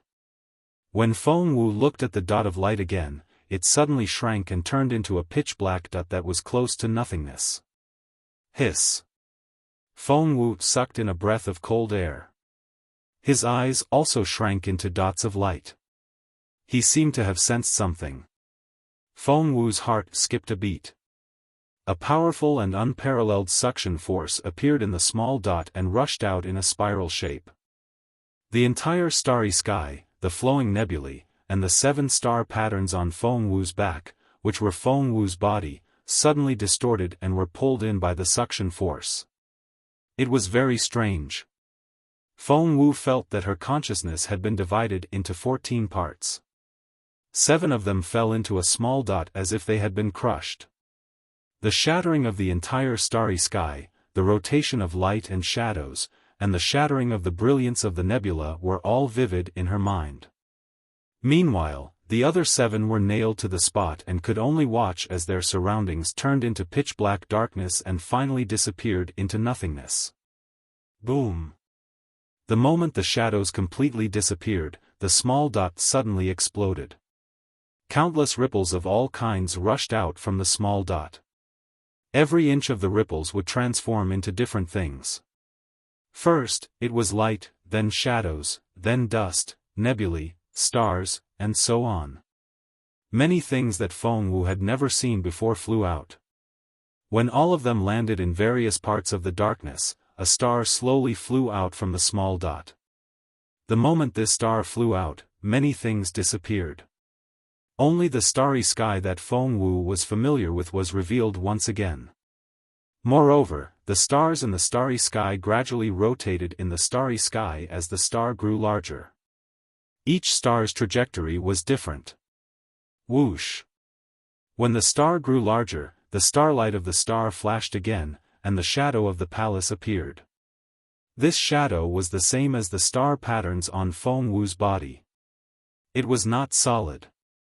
When the shadow took shape, the star completely disappeared. Boom boom boom. The entire starry sky shook again.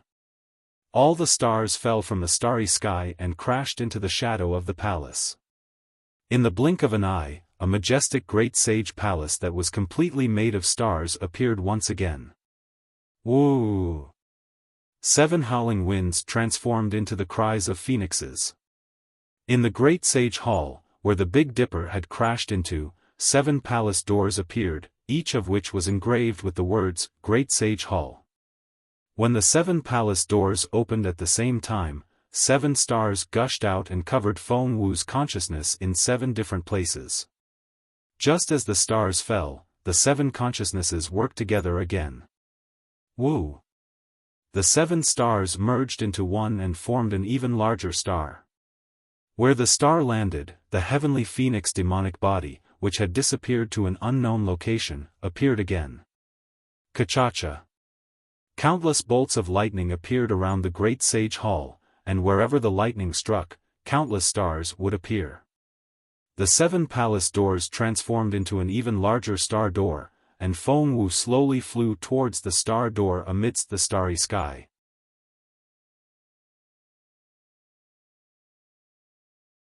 Chapter 44-27. Every time Feng Wu got closer to the Star Gate, the accumulation of tens of thousands of years under the South Sea Dragon Palace, or even hundreds of thousands of years, melted bit by bit. Just like Xiao Hua's epiphany between life and death, it turned into starlight and fell into his consciousness. At the same time, the mysteries of the starry sky derived from the Great Sage Hall were also engraved in his star marks and consciousness. Feng Wu didn't know if time had any meaning here. Perhaps it was in the blink of an eye, or tens of thousands of years. He didn't feel anything at all. He only knew that everything was changing, but he didn't know what exactly had changed until his figure fell into the Star Gate. Boom! Feng Wu's consciousness was completely blank again. Just like how the Great Sage Hall was annihilated and reborn, all his consciousness gathered at one point and then reborn again. This cycle repeated a total of 7 times before Feng Wu saw that he was in a vast starry sky again. The starry sky was everywhere, up, down, left, and right.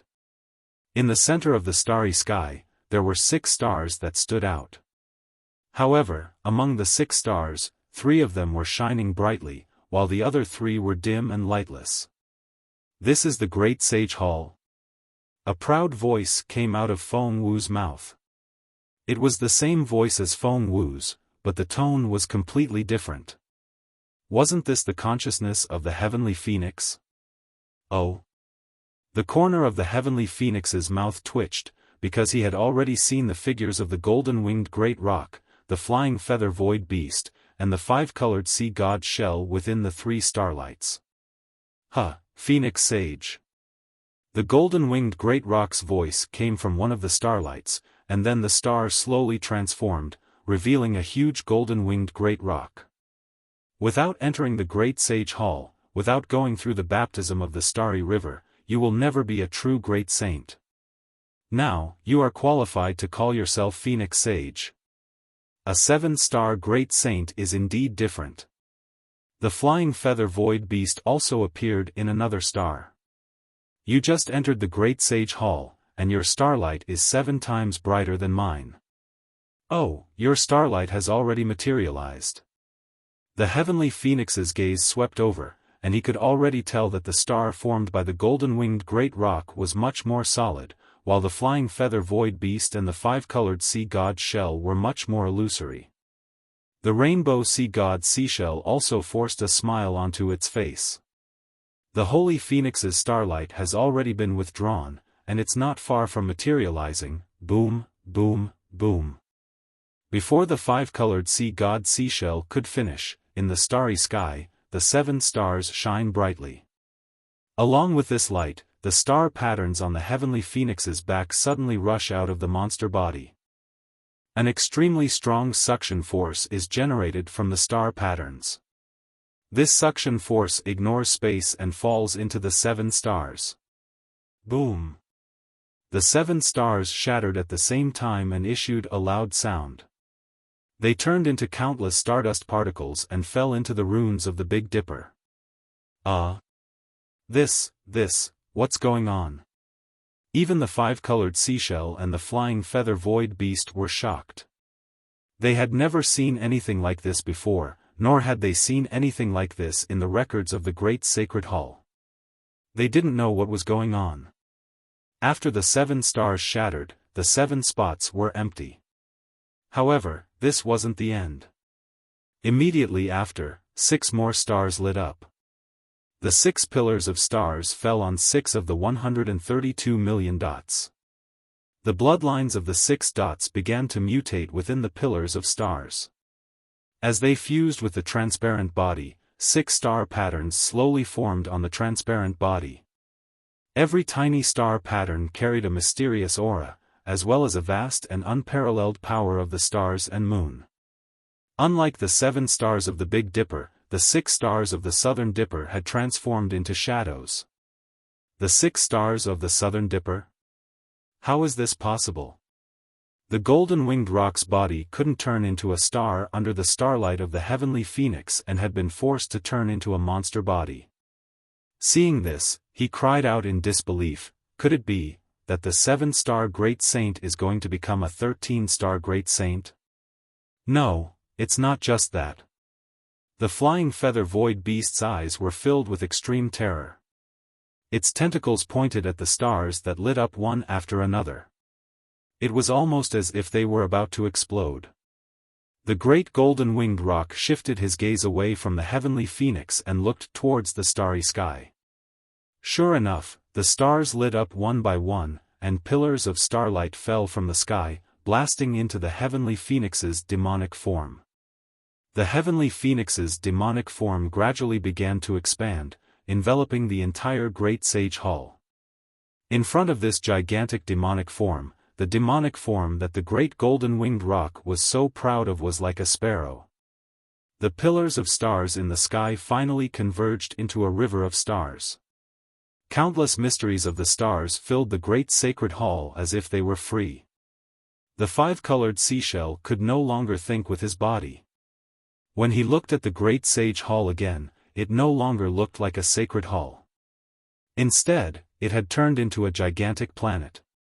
This planet was made up of tens of millions of planets, and every single one of them had turned into a pitch-black vortex. These vortexes were filled with a strange and powerful suction force.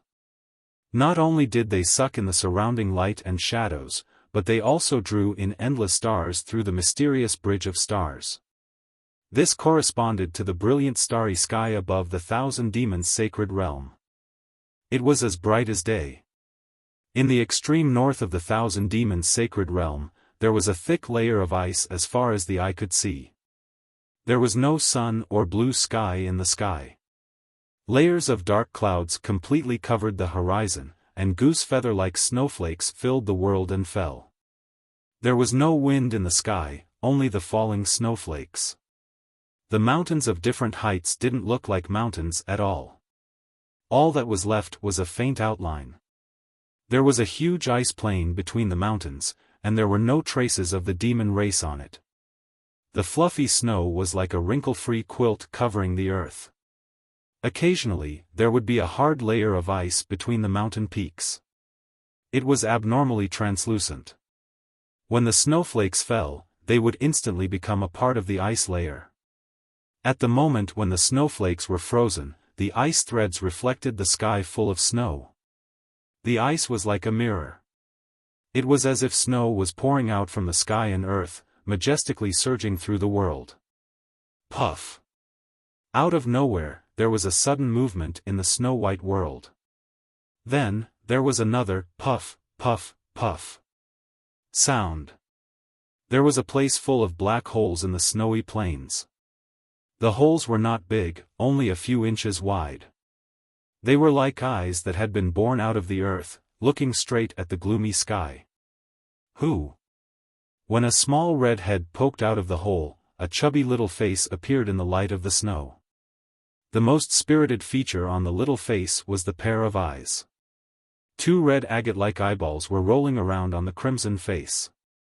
Below the eyes was the most striking nose on the little face. The nose actually took up 40% of the little face. There were even a few pieces of snow stuck on the nose. The snow slowly melted under the hot breath exhaled from the nostrils and dripped onto the mouth below the nose. As if it was itchy, the little mouth opened slightly, revealing 2 sharp, snow-white incisors. Slurp! Between the incisors, a small pink tongue quickly curled around the lips, and the snow instantly disappeared. After the small tongue retracted, the little mouth happily moved up and down. Gee. Sounds came from within. After a few more cries, 3 red claws stretched out from under the little head. Each of the claws was holding a demonic fruit that was only a few inches long. Crunch crunch. The little head lowered, and the sharp teeth landed on the demonic fruit. In a few breaths' time, the demonic fruit was completely devoured. In the end, the pink tongue licked the 3 claws again, sweeping away the remains and juice of the demon fruit. At this place, crunch crunch. Sounds of crunching could be heard everywhere, covering the sound of snow falling from the sky. Tens of thousands of little heads like this had already appeared in the snow plains, and each of them greedily ate the demonic fruit. These cute little creatures were the commonly seen autumn rats in the northernmost part of the Thousand Demons' sacred realm. Crunch crunch.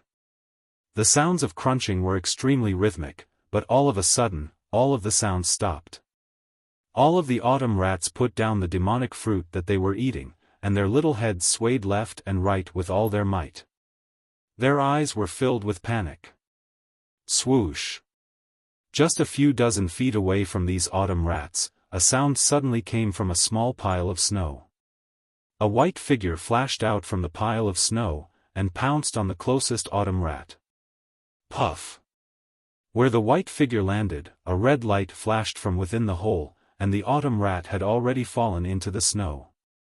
The white figure's figure only caused snow and dust to fly, but it did not manage to grab a single strand of the autumn rat's red hair. At this moment, the white figure's figure was revealed.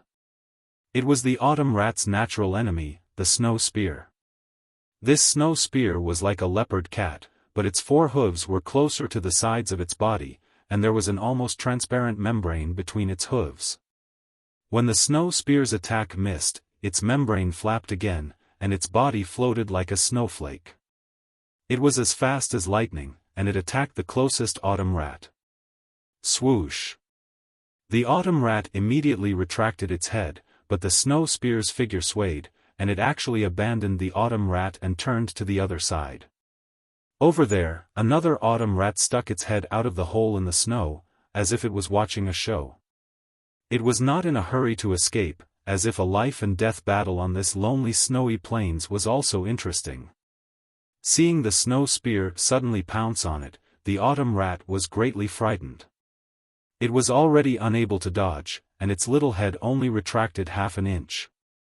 Puff. The snow spear's claws landed on the autumn rat's skull with lightning speed, and some green-red blood spurted out while emitting hot air. Once the snow spear succeeded, it did not stop at all. Its membrane flapped, and its figure flew into the distance. Under its sharp claws, the snow spear's corpse dripped with blood, and it fell onto the snowy plains. Looking at the distant autumn rats, as the snow spear flew away, they began to become active again. They did not panic just because an autumn rat was killed, and the autumn rats that were slightly further away did not even notice that an autumn rat was killed.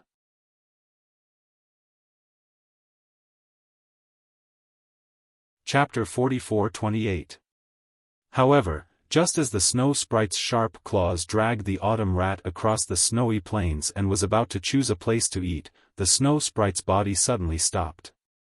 The snow-white fur all over its body exploded with a schwa sound as its entire body silently fell into the snow. Immediately after, the originally tranquil snowy sky in the distant sky suddenly swept up several peerless hurricanes.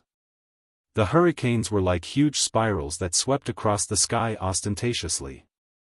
The fluttering snowflakes and the seemingly solidified red clouds in the sky were stirred up at the same time. It was the appearance of a storm. What was special was that just as the hurricanes rose, a valiant aura of a king surged over from afar. It couldn't help but fill up the entire sky. Even the snow on the snowy plains and mountain ranges were swept up. Even the solid ice city cracked with creaking sounds. Whoosh! The snow spear instinctively threw away the autumn rat's corpse. Its body didn't run away at all. It immediately rushed into the snow and disappeared in a moment. Looking behind the snow spear, the originally cheerful autumn rats had long disappeared without a trace. Only the corpse of the autumn rat with green-red blood flowing on its head was left staring blankly at the sky, allowing the swirling snowflakes to float past its big nose. The snow spear looked up at the sky. Autumn rat looked at the sky. As the wind blew and the clouds swayed, 3 huge figures appeared. The first was a dragon. The dragon bared its fangs and brandished its claws. Demonic clouds covered its body. Behind the dragon was a vermilion bird with flames all over its body. The vermilion bird's flames burned the space until it distorted. Its entire body gave off an ethereal feeling. On the vermilion bird's right was a huge spider with a colorful body. This spider was different from ordinary spiders. Its entire demonic body was slightly longer, and its huge claws flashed with a pitch-black luster. Between the spider's carapace and between the joints of its claws, there was a lot of golden fur. The fur swayed in the wind, and a lot of pitch-black demonic chi surged out. The demonic chi was mixed with thick blood. When it landed on the spider's carapace, it actually revealed the shape of dragon scales. What was special was that on the spider's swaying head, some valiant dragon would faintly emerge from a protrusion from time to time. Weren't the three demons who had broken the tranquility of the snowland the three great saints of the demon race who had come to the northernmost part of the Thousand Demons' sacred realm for an exploration, the mystic armored Pentaceratops, the red flame vermilion bird, and the nether dragon spider? The three great saints of the demon clan naturally couldn't pay attention to Autumn Rat and Snow Shark on the snowy plains. That huge figure flashed past Autumn Rat's dead eyes, and his vast vital consciousness had already scattered into the distance. Cough cough. The nether demonic dragon spider coughed and said in a hoarse voice, "Dragon Sage, who do you think this new 7-star great saint is? I've been waiting in the great sage hall for so long, but he hasn't come. Could it be that he can avoid the great sage hall's star bridge?" Humph. The mystic armored Pentaceratops snorted coldly like thunder. "How would I know? I'm just a 1-star great saint. I don't have the strength to resist the star bridge, but maybe this 7-star great saint can." Kiki. The scarlet flame vermilion bird laughed shrilly. Its voice was very similar to Zhu Mei's in the past. "I just don't know how strong this 7-star great saint is. I wonder who's stronger between him and Rock Sage." The scarlet flame vermilion bird's words seemed to have provoked the Pentaceratops. The Pentaceratops curled its tail and roared towards the sky. In the sky, a huge hole appeared in the clouds. Behind the hole, a beam of sunlight pierced through the hole. Although the sunlight seemed to have faded, it was still orange in color. Its sharpness pierced through the darkness of the sky. It was as if the Pentaceratops was angry. The scarlet flame vermilion bird smiled and said, "Let's not talk about that dog's hit 7-star great saint. Who knows what he is? I'm curious about Sage Ni's actions in the Great Sage Hall." Sage and I. The nether demonic dragon spider was slightly taken aback. He asked curiously, "What's so strange about him? This guy is usually very scheming and has always been on good terms with Dragon Sage. This extreme north. If it were normal, he would have instigated Sage Peng to come here." The scarlet flame vermilion bird smiled. "After all, Sage Peng's flying speed is extremely fast. If there's any danger, he can easily escape. Why did he insist on dragging Sage Peng to Bai Qingyu for no reason? If he went to flatter the ancestor's descendant, there's no need for Sage Peng to follow him, right? Could it be?" Before the nether demonic dragon spider could speak, the mystic armored Pentaceratops coldly asked, Could it be what? Could it be that he knows about the 7-star great saint's background?" Then he turned to approach Sage Peng. "Or, could it be that this 7-star great saint is related to the ancestor?" The scarlet flame vermilion bird probed. The nether demonic dragon spider shouted, "Impossible. If this 7-star great saint is related to the ancestor, how could Sage Bei not know?" That day in the Great Sage Hall, he solemnly swore that the ancestor had never appeared in the past 10,000 years. Sage Bei? His head. Oh, wrong, his brainless demonic body. The mystic armored Pentaceratops coldly smiled and said, "If he knows about the 7-star great saint's background, this sage will break off his dragon horn and give it to you. Ha, dragon sage, you said it yourself. The nether demonic dragon spider laughed and said, this sage has been coveting your dragon horn for a long time. Damn it, if this sage dares to give it to you, you dare to take it? The mystic armored pentaceratops glared at the nether demonic dragon spider. Although you have the demonic dragon's bloodline, are you sure you can subdue the dragon intent in this sage's dragon horn? Hee, how would I know if I don't try? Dragon sage, why don't you let this sage try? The nether demonic dragon spider said shamelessly. Scram! The mystic armored pentaceratops roared and shouted, this sage doesn't have time to dawdle with you. Let's hurry up and see what's going on in the Qijing, Yuanfeng, and Bingqin demon realms, then quickly return to cultivate. Hee. Seeing that the mystic armored pentaceratops didn't want to talk about the golden rock, the scarlet flame vermilion bird smiled and said, speaking of Bai Qingyu, this sage has some news. What news? The mystic armored pentaceratops' curiosity was piqued, and he couldn't help but ask. Dragon sage, the Qijing demon realm isn't far from here, right? Let's hurry over and take a look. The scarlet flame vermilion bird said solemnly, after all, the 3 demon realms have been completely destroyed, and even the great demons of Tsangyu heaven haven't returned. Damn it, the mystic armored pentaceratops roared. Rumble. A pitch-black thunderbolt appeared out of nowhere. Speak quickly. If you don't speak, this daddy will kill you. Don't be anxious, dragon sage. The scarlet flame vermilion bird replied with a smile, unafraid of the mystic armored pentaceratops. This sage merely happened to hear the discussion of 2 great demons when passing by the dark flux demon realm.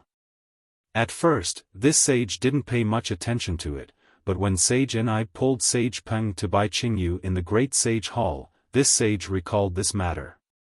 Sparrow Sage, you are quite scheming. The nether demonic dragon spider said with a smile. You actually restrained yourself from mentioning Bai Qingyu's matter until now. Damn it, this sage forgot about it, the scarlet flame vermilion bird shrieked, as though trying to explain. Seeing the scarlet flame vermilion bird trying to delay the matter, the mystic armored pentaceratops said coldly, Sparrow Sage, it's up to you whether you want to speak or not. When this sage returns to the Great Sage Hall, I will first tell Sage Ni about this matter. That can't be, Dragon Sage. The scarlet flame vermilion bird said with a bitter expression. You also know that Sage Ni is the type to seek revenge for the smallest grievance. This sage only knows a little bit of information, so it shouldn't be enough for him to remember it, right? Speak quickly. The mystic armored pentaceratops roared again. The scarlet flame vermilion bird wasn't delaying the matter, he was testing whether the mystic armored pentaceratops really didn't know about Bai Qingyu's matter. Unfortunately, he couldn't see anything from the mystic armored pentaceratops' expression.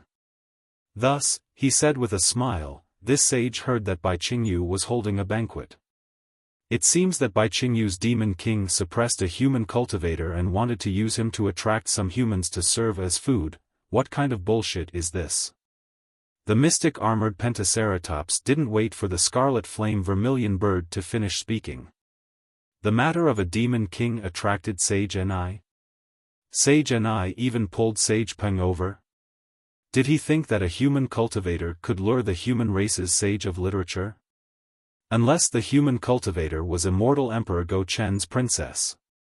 TCH. The nether demonic dragon spider immediately followed up on the mystic armored pentaceratops' words. If it was immortal Emperor Go Chen's princess, that demon king wouldn't dare to suppress her even if he had 10 times the guts. Spider Sage, you're too full of yourself. The scarlet flame vermilion bird laughed. Bai Qingyu's demon king is Sage Bei's descendant.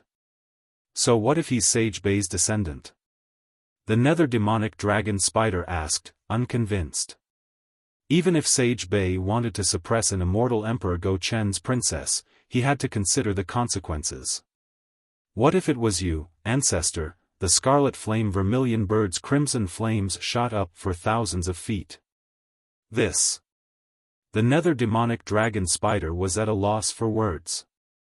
The mystic armored pentaceratops laughed. Spider sage, don't listen to sage vermilion bird. Why would ancestor care about a demon king? That's right, that's right. The nether demonic dragon spider immediately glared at the scarlet flame vermilion bird and shouted, why would ancestor care about a human cultivator? This human cultivator naturally isn't immortal Emperor Go Chen's princess. The scarlet flame vermilion bird didn't care and said casually, as for who she is, I don't know. However, I do know that other than Bai Qingyu, there's also Shrouding Sky Ridge and Ancient Bell Mountain. Shrouding Sky Ridge? Ancient Bell Mountain? The mystic armored pentaceratops was a bit surprised. Are those all the demon realms of Sage Bei's descendants? Of course not. The scarlet flame vermilion bird laughed. Shrouding Sky Ridge is the demon realm of one of Sage Peng's descendants, and Ancient Bell Mountain is the demon realm of one of Sage Ni's descendants. No wonder you didn't say anything in the great sacred hall. The nether demonic dragon spider waved its claws in the air as if it was laughing. So these three demon realms are related to Sage Peng, Sage Ni, and Sage Bei. That's good. The mystic armored pentaceratops said faintly, if Sage Peng and Qi Jing came, I might be. Hee, why would he drag me to Bai Qingyu? He probably has some other plans in mind, right? The mystic armored pentaceratops suddenly exclaimed in surprise. Its dragon body suddenly emitted a blinding light as it turned into a ray of light and rushed forward.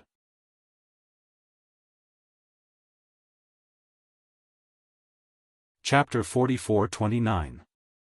The scarlet flame vermilion bird was taken aback when he saw the profound armored pentahorned dragon's strange behavior. He hurriedly released his Yuan will, and as expected, when he saw the situation in the distance, he was also shocked. He spread his wings and flames burned fiercely. The scarlet flame vermilion bird's huge body also disappeared in a flash. We're already here, what's the hurry? The nether demonic dragon spider muttered as its body shook. Then, a dozen of its claws tore the space apart, and its figure disappeared. When the three great saints of the demon race appeared in the sky, their gazes fell on the ground in front of them, and they remained silent for a long time. Beneath the three great sages was an abyss that spanned 1,000,000 miles. The abyss was at least 10,000 feet deep. Inside the abyss, snowflakes danced in the air, but the strange thing was that the abyss was different from the snow on the ground. At the bottom of the abyss, there was a thin layer of snow. Due to the heat of the earth, there were many places where the dark green soil was exposed to the night sky.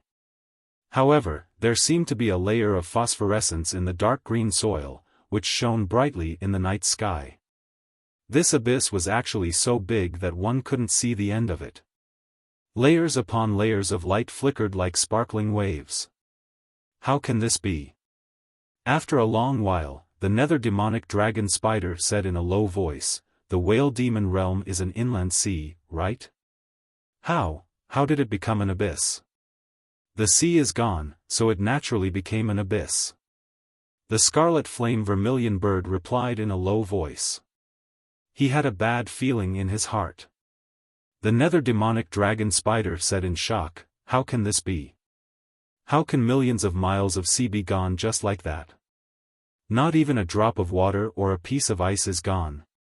The profound armored pentahorn dragon said coldly, it's not just the water, even the whale demon race was killed. Yes. The scarlet flame vermilion bird sighed. The whale demon race are all sea beasts that are close to 10,000 feet long. In terms of demonic bodies, they don't fear any demon race in the 1,000-demon sacred realm. There are also many great demons in the whale demon race. Although the Demon King didn't reach the 8th grade of origin energy, it was close to the 8th grade. The great demons of Blue Moon Sky all died here. How could a demonic beast king with an upper 7th grade elemental energy survive? The profound armored pentahorn dragon said coldly. The problem is. The nether demonic dragon spider said curiously, it's not just the monster kings and great monsters. There are many sea monsters in the Qi Jing demon realm. Apart from the Qi Jing, there are also Ji Bao, Qin Kun, and other monster clans. Although they are not as large as the Qi Jing, they are also very agile. How could they not know how to escape? Take a look at this place. Not only is there no seawater, there isn't even a single piece of flesh or remains. It is indeed rather strange. The profound armored pentagonal dragon said coldly, I'm afraid the humans are up to something. Let's go check it out. Didn't the human race have a saying? If you don't want people to know, don't do it in the first place. Since you've done it, you'll definitely leave behind some clues. Alright. The crimson flame vermilion bird nodded and flapped its wings, flying in a certain direction. The mystic pentaceratops dragon let out a long roar and also flew in a certain direction. Only the netherworld demonic dragon spider hesitated for a moment before it also rushed in a certain direction. In less than an hour, the 3 great saints had all returned to the sect. Dragon Sage, Sparrow Sage. The netherworld demonic dragon spider was the first to speak. I wonder what you've discovered. This great saint couldn't find anything. This place is extremely strange. There isn't even a trace of a dissipated soul left behind. Everything within hundreds of thousands of miles is a dead zone. The crimson flame vermilion bird nodded as well. That's right. This great saint also couldn't find any clues. There isn't a single trace of the human race or any other demonic beast race that has been here. The profound armored pentagonal dragon looked into the distance and didn't speak for a long time. Although it didn't answer, the crimson flame vermilion bird and the netherworld demonic dragon spider knew that it hadn't discovered anything. Sparrow Sage, Spider Sage. The profound armored pentagonal dragon retracted its gaze from the abyss and said, Did you notice that the bottom of this abyss, as well as the 4 walls, are all extremely flat? No. The crimson flame vermilion bird was stunned for a moment before it casually replied. Its vital consciousness swept toward the abyss, as well as the place where the abyss connected to the ground in the distance. The crimson flame vermilion bird exclaimed in shock, as expected. This is really strange. How can it be so flat? Could it be that the human race has repaired this place? That's true. The netherworld demonic dragon spider looked at the flat bottom of the abyss and said in agreement, not to mention the mud at the bottom of the Qijing demonic realm's inner sea, there should be a lot of reefs and rocks. But now, there isn't even a trace of them. It's as if the entire demon realm seabed had been flattened by a boulder millions of kilometers in size. What's even stranger is that the 4 walls look as if they've been cut by a blade. The profound armored pentagonal dragon said coldly. Could it be that the human race is trying to show off to our 1000 demonic sacred realm? Or are they trying to express something? Don't think about the human race for now. The crimson flame vermilion bird shook its head. If they wanted to wipe out all the demonic beasts in the Qijing demonic realm, how many high-level cultivators would the human race have to send over? There's no way our 1000 demonic sacred realm wouldn't have noticed. Perhaps it's the work of some demonic beast king. Which demonic beast king? Sparrow Sage, why don't you tell us who has the ability to destroy the Qijing demonic realm to such an extent? The profound armored pentagonal dragon retorted. I can say without reservation that even if it's Sparrow Sage, you wouldn't be able to burn the entire Qijing demonic realm to the ground with your scarlet flames. And that's under the circumstances where no information was leaked. That's true. The crimson flame vermilion bird nodded slightly. And the great demons of Tsangyu heaven. The nether demonic dragon spider agreed. Who would dare to attack so brazenly? That's the #1 expert of our 1000 demonic sacred realm. At this point, the nether demonic dragon spider hurriedly shut its mouth and changed its words. That's the 6 great sages of our 1,000 demonic sacred realm. Bullshit, it's the 7 great sages now. The profound armored pentagonal dragon cursed. The nether demonic dragon spider was a bit embarrassed and angry, but its claws moved, and it pointed to the bottom of the abyss. And this phosphorescence, it's also strange. It seems to be embedded in the soil at the bottom of the abyss, and even the snow can't cover it. What about the bottom of the abyss? The profound armored pentagonal dragon asked. I haven't seen it yet. The nether demonic dragon spider muttered. The crimson flame vermilion bird smiled. Then I'll have to trouble you to take a look first. This is Spider Saint's innate ability, and it's something we can't compare to. Dragon Saint, Sparrow Saint, please wait a moment. The nether demonic dragon spider nodded, and the demonic chi around its body gradually surged out. The blood-red light was particularly dazzling in the night, and when it waved its claws, demonic clouds similar to the nether demonic chi surged out, and the nether demonic dragon spider's body fell into the abyss. Seeing the nether demonic dragon spider's body disappear, the crimson flame vermilion bird suddenly said, Dragon Saint, you really didn't find anything? Oh? What does Sparrow Saint mean? Could it be that you think I wouldn't say anything if I found something? The profound armored pentagonal dragon asked coldly. The crimson flame vermilion bird chuckled and said in a low voice, That's not it. It's just that I feel that Dragon Saint is the true #1 expert of our great sage temple, so how could you not find anything? Humph. The profound armored pentagonal dragon snorted. Maybe in the past, but with the 7-star great sage, I'm not so sure anymore. Dragon Saint.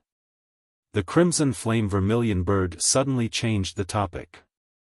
Do you think the 7-star great sage has something to do with the chi whale demonic realm? Oh. The profound armored pentagonal dragon was stunned for a moment, then its eyes lit up.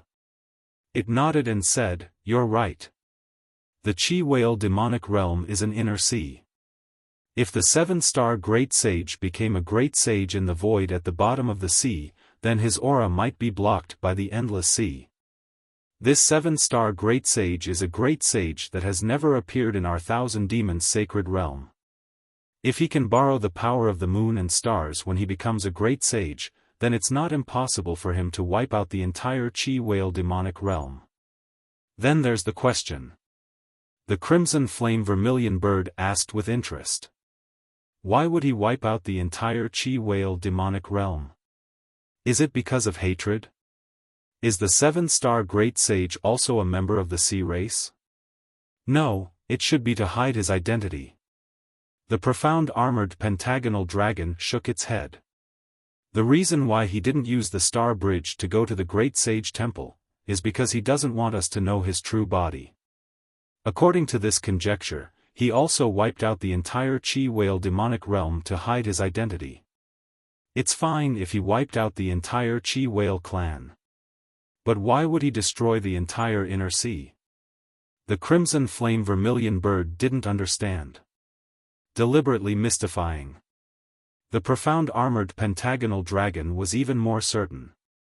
So that we can't guess that he did it. Only a 7-star great sage can be unafraid of the rock sage and blue moon heaven, and dare to kill the great demons of blue moon heaven. If that's the case. The crimson flame vermilion bird was shocked. It looked towards the bottom of the abyss and cried out, The spider sage is in danger, quick. The profound armored pentagonal dragon also came to a realization. It hurriedly urged its dragon body and cried out, We'll go help the spider sage. Boom. Just as the 2 saints landed at the bottom of the abyss, a surge of demonic chi rose from the ground, and the nether demonic dragon spider hurriedly flew out. The mystic armored pentaceratops was startled, and its dragon body flashed with brilliance as it cried out, Spider Saint, did you see something? No. Seeing the 2 saints coming, the nether demonic dragon spider immediately calmed down and smiled. There's nothing in the abyss. Then why are you so flustered? The crimson flame vermilion bird urged. You really didn't see anything? Whether it's a human, or a demon? No, I really didn't. The nether demonic dragon spider laughed. This saint was afraid that the two great sages would get anxious from waiting, so I came out in a hurry. Humph, spider sage, you're a great sage of our great sage temple. Why are you so cowardly? The crimson flame vermilion bird gave the nether demonic dragon spider some face, but the profound armored pentagonal dragon didn't care at all. Why would this saint be cowardly? The nether demonic dragon spider flatly denied. This saint was afraid that the two of you would get anxious from waiting. Oh, I remember now. There's nothing special within 1,000 miles of the bottom of the abyss. As I travel further down, there seems to be some indescribable changes in the space, but I don't know what exactly it is. I'll have to ask Sage and I to come over and take a look.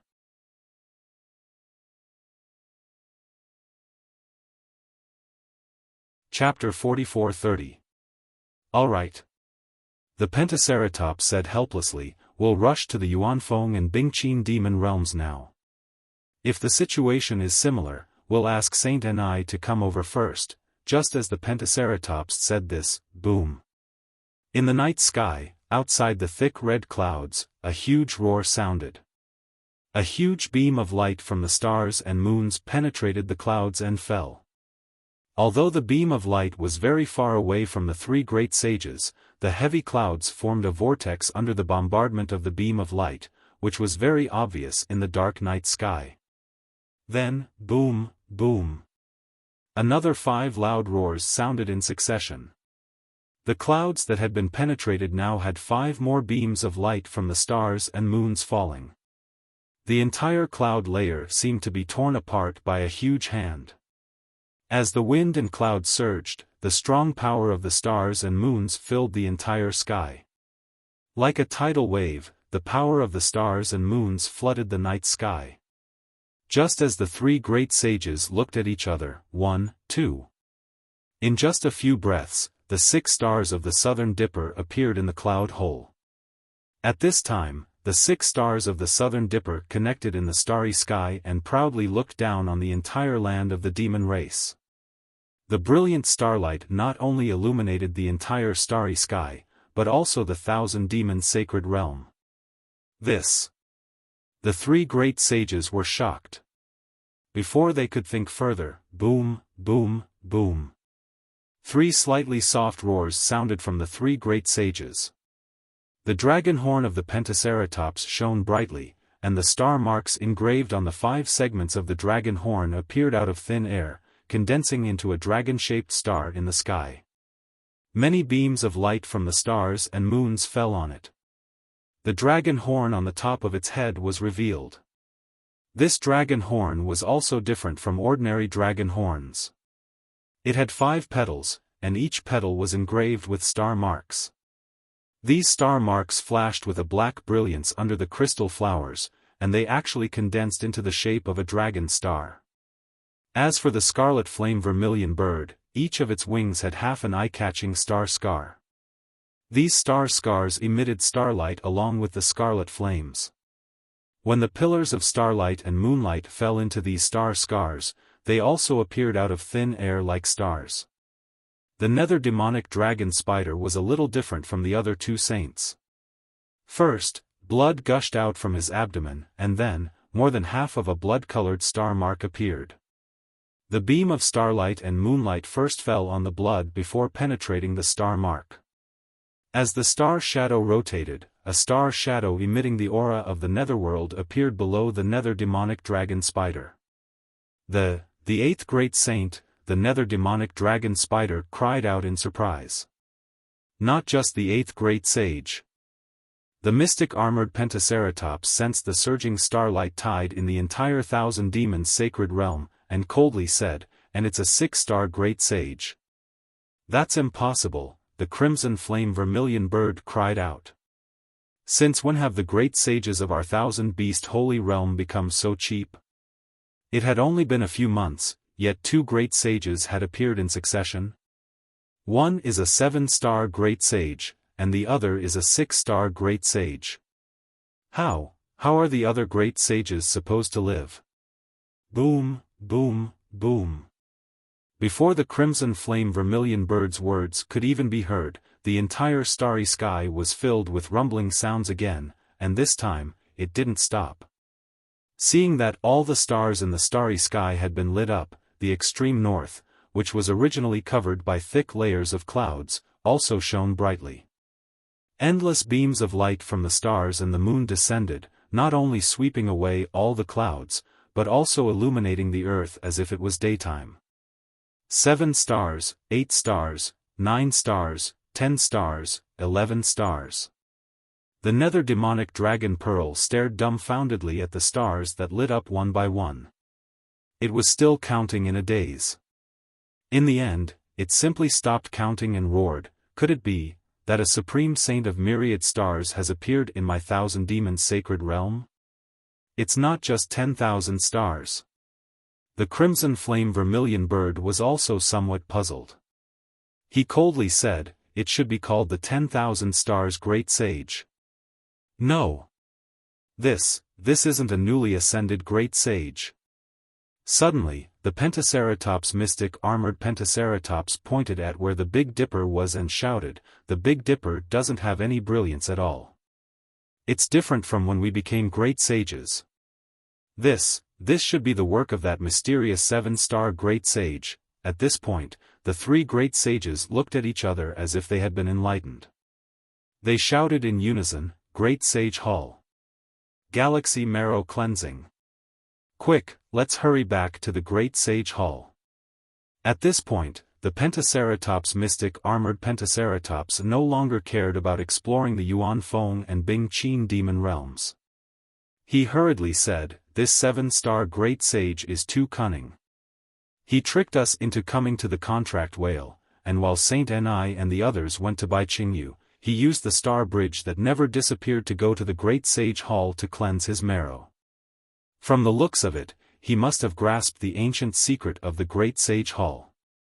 If I'm not mistaken, he has a great secret. It might even be disadvantageous to us 6 great sages. We must take advantage of the fact that he has yet to complete his purification and kill him." Kill myriad star great sage? The nether demonic dragon spider was terrified. Even if we 6 great sages join forces, we're still no match for him. If he takes it one step at a time and slowly draws in the power of the stars, we naturally won't be his match. The profound armored pentagonal dragon urged its body forward, not caring whether the nether demonic dragon spider had caught up or not. It yelled, "Unfortunately, his greed is insatiable. He actually wants to activate all the stars in the entire Great Sage Hall. With so many stars wanting to carve star marks on his body, how could he possibly withstand it? Also, if we 6 great sages join forces, won't we take advantage of the time when he's focused on his marrow cleansing to make our move? That's right. Let's go." The vermilion bird also shouted. If I'm not mistaken, Saint Peng, Saint Ni, Saint Bei, and even the Great Ancestor should be rushing to the Great Sage Hall. Let's hurry back. The figures of the 3 great sages flashed in the night sky that was as bright as day, leaving behind a seemingly endless abyss that was incomparably cold under the starlight. Seeing that the night was as bright as day, Xiaofan already understood that this was a phenomenon caused by the 7-star great sage, Feng Wu, entering the Great Sage Hall. However, seeing that the stars in the sky had all fallen to dust, Xiaofan was still greatly shocked. He sent a group of disciples and cultivators back to Shenhua continent while he slowly flew in the starry sky. He felt the power of the stars and moon lingering around him like a lover's kiss, and he couldn't help but think to himself, this heavenly phoenix. What's his background? What's his goal? That day in the legacy realm, that voice was already extremely strange, and this heavenly phoenix's voice was even more resolute. What has the heavenly phoenix decided? It seems like this decision is very difficult, and it's better to die than to live. Legacy realm, legacy realm. As the name implied, it was a place where the legacy of the younger generation was left behind. If the bloodline of the absolute saint was given to thousands of demons, it would naturally be a legacy. However, if this legacy was completely absorbed by the heavenly phoenix, what would it be? What kind of demon will it become? Absolute sage demon? That day in the legacy realm, this Xiao already felt that it was inconceivable that the heavenly phoenix obtained the bloodline of the absolute sage. Now, looking at the starry sky, this Xiao really doesn't dare to believe it. This demon itself. How big of a secret does it have? The more Xiaohua thought about it, the more he felt that this world was truly too big. He was already a Mahayana realm human, and was considered a supreme existence in the 3 continents. However, in front of these mysteries, he was inferior to an ant. Everything else aside, just the divine punishment that day. Even a demon as strong as Bei Xian couldn't resist at all in the face of the divine punishment. The entire 1,000 demons sacred realm, the bloodline of an entire continent's shell race, was taken away in that instant. Perhaps, this is the realm that this Xiao should pursue. All of a sudden, Xiaohua himself seemed to have transformed into a phoenix, into a heavenly star that overlooked the stars. All of the ordinary methods of the mortal world could not be seen in his eyes, and even some of the gratitude and grudges became fetters. Of course, it was only for an instant. Xiaohua understood something again.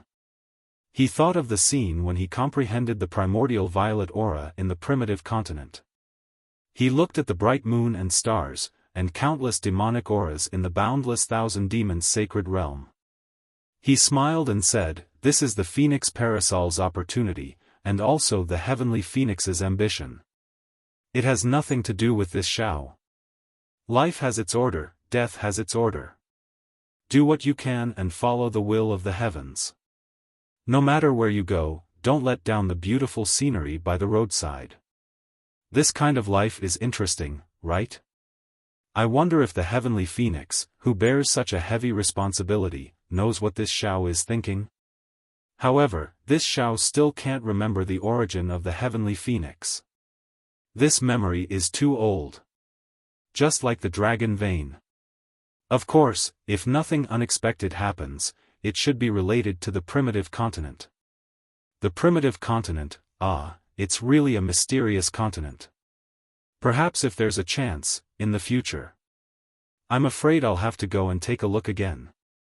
Roar. Just as he flew more than 10,000 li away from Bai Qingyu, an owl-like demon flapped its wings and pounced toward Xiaohua with a roar. Not only did some black aura seep out from the feathers on this demon's body, the omnipresent splendor of the stars and moon condensed into an illusory figure that was several times larger around him. That demon looked very powerful as it bared its fangs and brandished its claws. He. Xiaohua smiled slightly. He raised his right hand, bent his middle finger, and then flicked it. Whoosh! The beam of moonlight shot out from between his fingers like an arrow.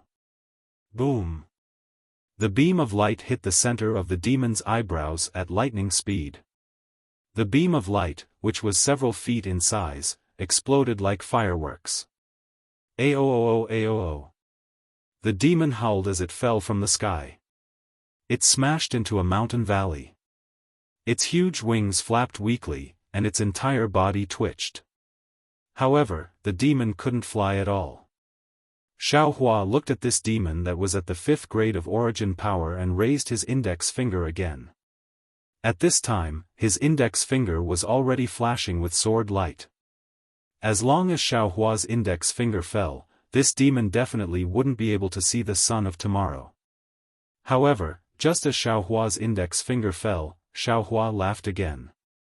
Damn it, why should I compete with this little demon? Not to mention that I'm already a Grand Ascension stage human. Feng Wu is already a great sage of the Great Sage Hall. Previously, he was already a 7-star great sage.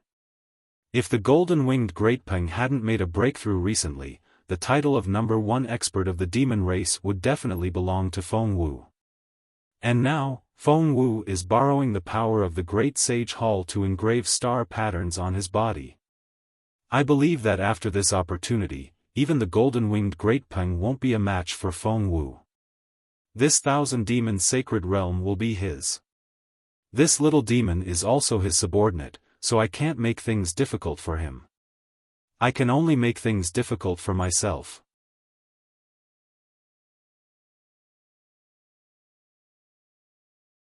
Chapter 44-31. Ha ha ha. Xiaofan couldn't help but laugh. His figure turned into a streak of light as he flew into the distance. Half a meal later, the monster struggled to get up from the ground. He shook his head as if he had just woken up from a dream. His wings flapped as he shouted, "Damn it, who is this human? How can he be so powerful? I've got nothing better to do. Why would I want to devour a human instead of using the power of the stars and moon? The power of the stars and moon entering my body is equivalent to several years of effort. Why would I waste my time?" The monster muttered as he guided the starlight into his body to refine his monster body. Just as the monster said, the 1,000-demon sacred realm was even more lively than when Feng Wu became a 7-star great saint. This was the power of the stars. It was far more powerful than the power of the 7-star great saints. Countless monsters were cultivating in seclusion, activating their own race's secret technique to guide the stars and moon into their bodies. The realm that had been stagnant for a long time was slowly being pushed forward by the vast tide of stars and moon. At the same time, above the heads of every demon cultivator in the sacred realm of 1,000 demons, there was a trace of faith and worship that could not be detected by the naked eye, divine sense, or other ordinary divine abilities. It passed through space and fell on Xiaofan, into the crystal-like godhead that could not be seen outside of Xiaohua's Naiwen palace. With Xiaohua's current cultivation, he naturally couldn't detect this phenomenon. He saw that all the monsters were cultivating, so he also concealed his aura. However, after flying for a while, he saw a beautiful mountain forest under the moonlight. Green water flowed, and several acres of grass surrounded the mountain forest. It looked like a green carpet. Xiaohua's heart skipped a beat. His figure descended and stood on the green grass. His gaze once again sized up the surroundings as he said in a low voice, "Forget it, it'll be here then." Saying that, Xiaohua raised his hand and took out the yin-yang bracelet that Bai Bo gave him. He sent his divine sense inside and took out Fairy Jing's remains, as well as her bloody clothes. Looking at the clothes, although there was a strong smell of blood on them, Fairy Jing's aura still existed. Smelling this aura, the scenes from when he saw Fairy Jing on Jade Mountain all the way to when she left on Heartbreak Mountain flashed before Xiaohua's eyes. Xiaohua really didn't expect that their parting at that time would be forever. He could no longer see that Fairy Jing who carefully hid her lowliness in her heart for fear of being hurt. Deep sorrow filled Xiaohua's heart. Fairy Jing had died for him, and at the same time, she had died to atone for her sins.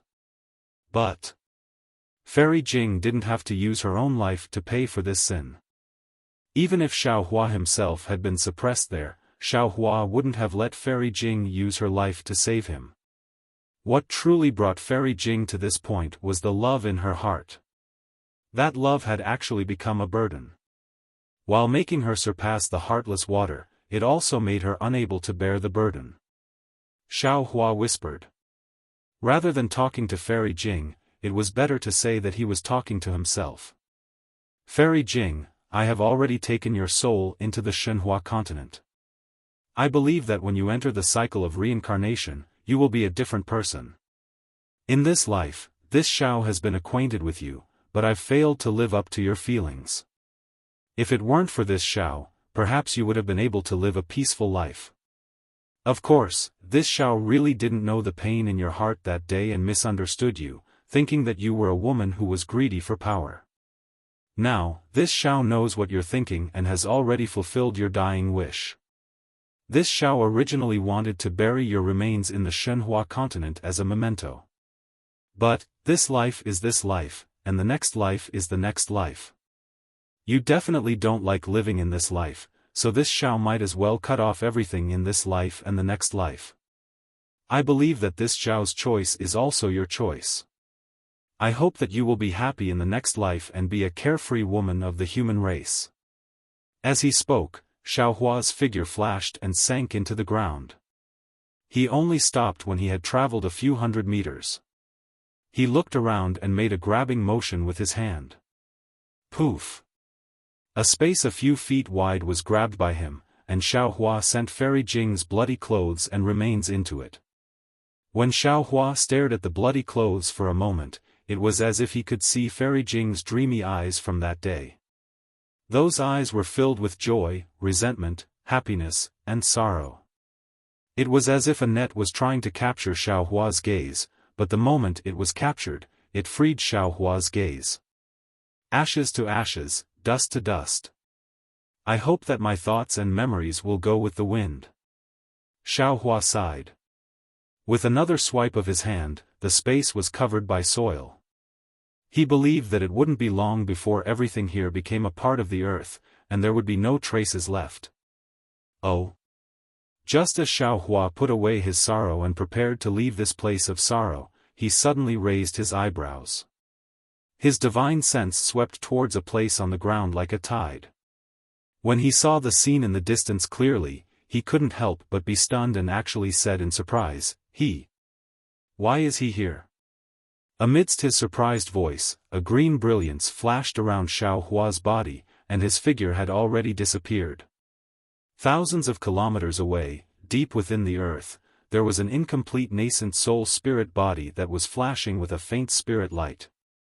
It was escaping into the depths of the earth, and behind it were hundreds of weasel-like demonic beasts. Their bodies surged with dark green demonic energy as they followed closely behind. The nearest demon beast was only a few hundred feet away from him, and the demon aura and starlight it spat out from its mouth and nose had already landed on the nascent soul's back like a hook. Wasn't this nascent soul spirit body Xian Ping, who had been missing for a long time? At this moment, Xian Ping was as anxious as a stray dog. His physical body had been killed by the gathering moth beast at Yizhao Ridge, and only his nascent soul had escaped.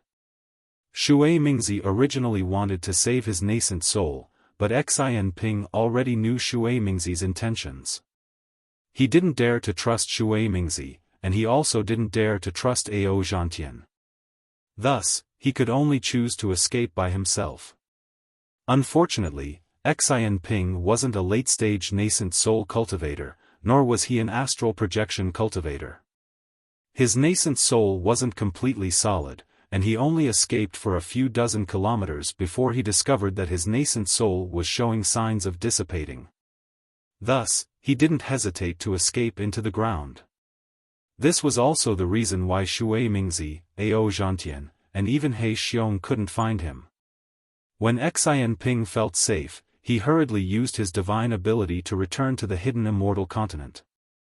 However, after flying for half a day, Xian Ping discovered that something was wrong. It was already extremely dangerous for a human cultivator with a physical body to fly in the Thousand Demons' sacred realm. How could he, a nascent soul spirit body, leave the Thousand Demons' sacred realm safely? In just half a day, Xian Ping's nascent soul spirit body had already been attacked by several groups of demonic beasts. However, they were only demonic beasts, and not demonic beasts. Xian Ping pondered for a moment and knew that he couldn't leave the Thousand Demons' sacred realm by himself. Thus, he thought of the other Taoist cultivators who came to the Thousand Demons' sacred realm to rescue Xiao Hua.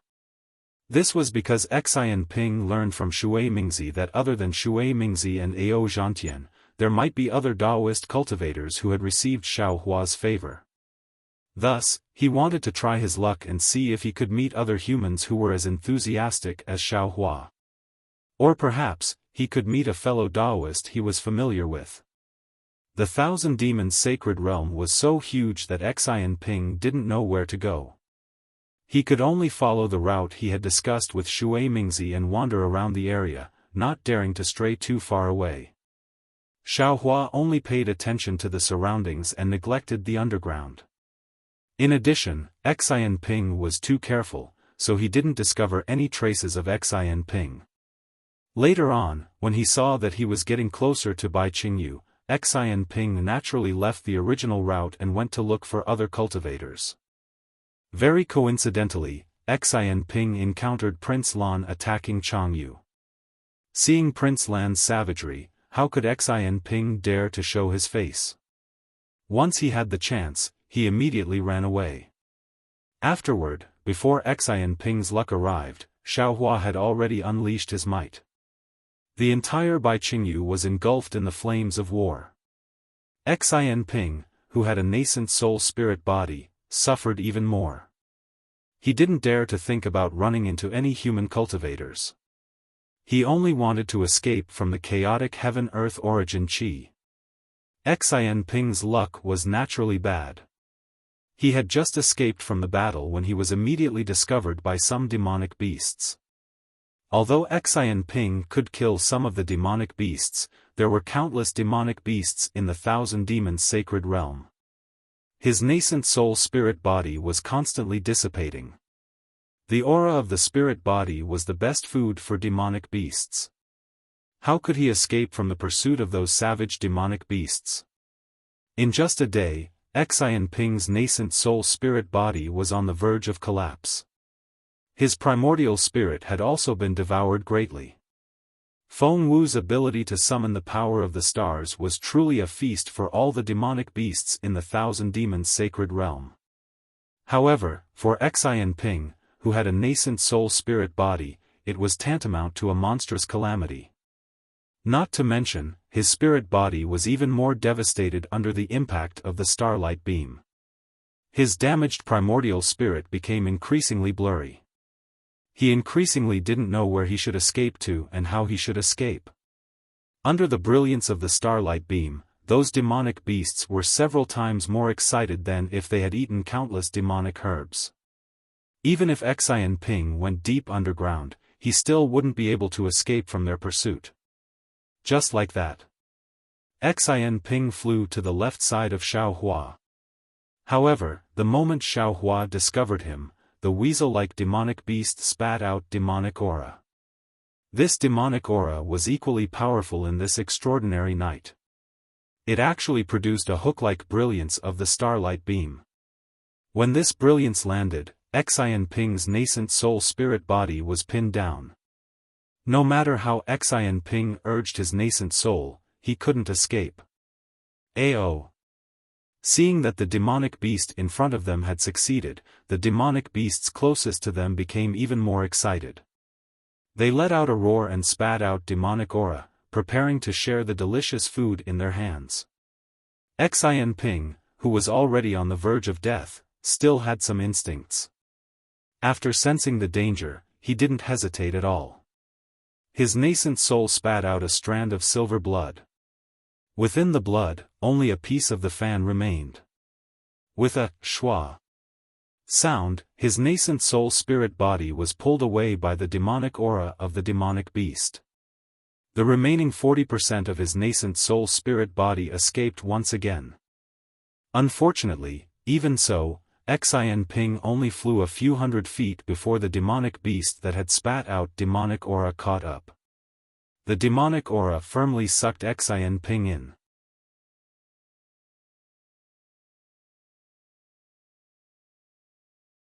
Chapter 44-32.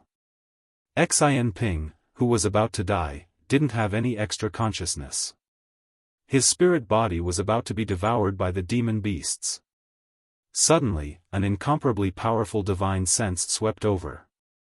Before it even got close to Xianping, the demon beasts, who were extremely sensitive to danger, had already sensed it.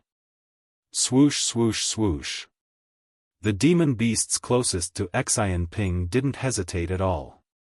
They decisively abandoned Xianping's nascent soul-spirit body and fled into the distance. The 100 or so demon beasts that were just about to approach also fled in all directions. Xiaohua didn't dare to be careless. After sweeping with his divine sense, he chased for a few kilometers before slowly retracting it. When his figure flashed and appeared beside Xianping, he hurriedly waved his hand. Xianping's spirit body, which was already abnormally thin, stopped dissipating and became still in the soil. How could this be? Xiaohua's gaze swept over and immediately knew that Xianping had already reached the point of no return. Even the nascent soul spirit body's eyes had already turned gray, without a trace of divine light. Obviously, the nascent soul spirit had almost completely disappeared. When Xiaohua turned into a python and saw Xianping had already fled. But according to what Ao Zhantian said later, Xianping had actually reached a certain agreement with Shui Mingzi. Speaking of which, Xianping had already violated the oath that day. However, seeing Xianping's miserable end, it was hard for Xiaohua to have any thoughts of blaming him. Alas, forget it. Xiaohua sighed slightly and said, I just sent off an old friend, and now I have to send off another one.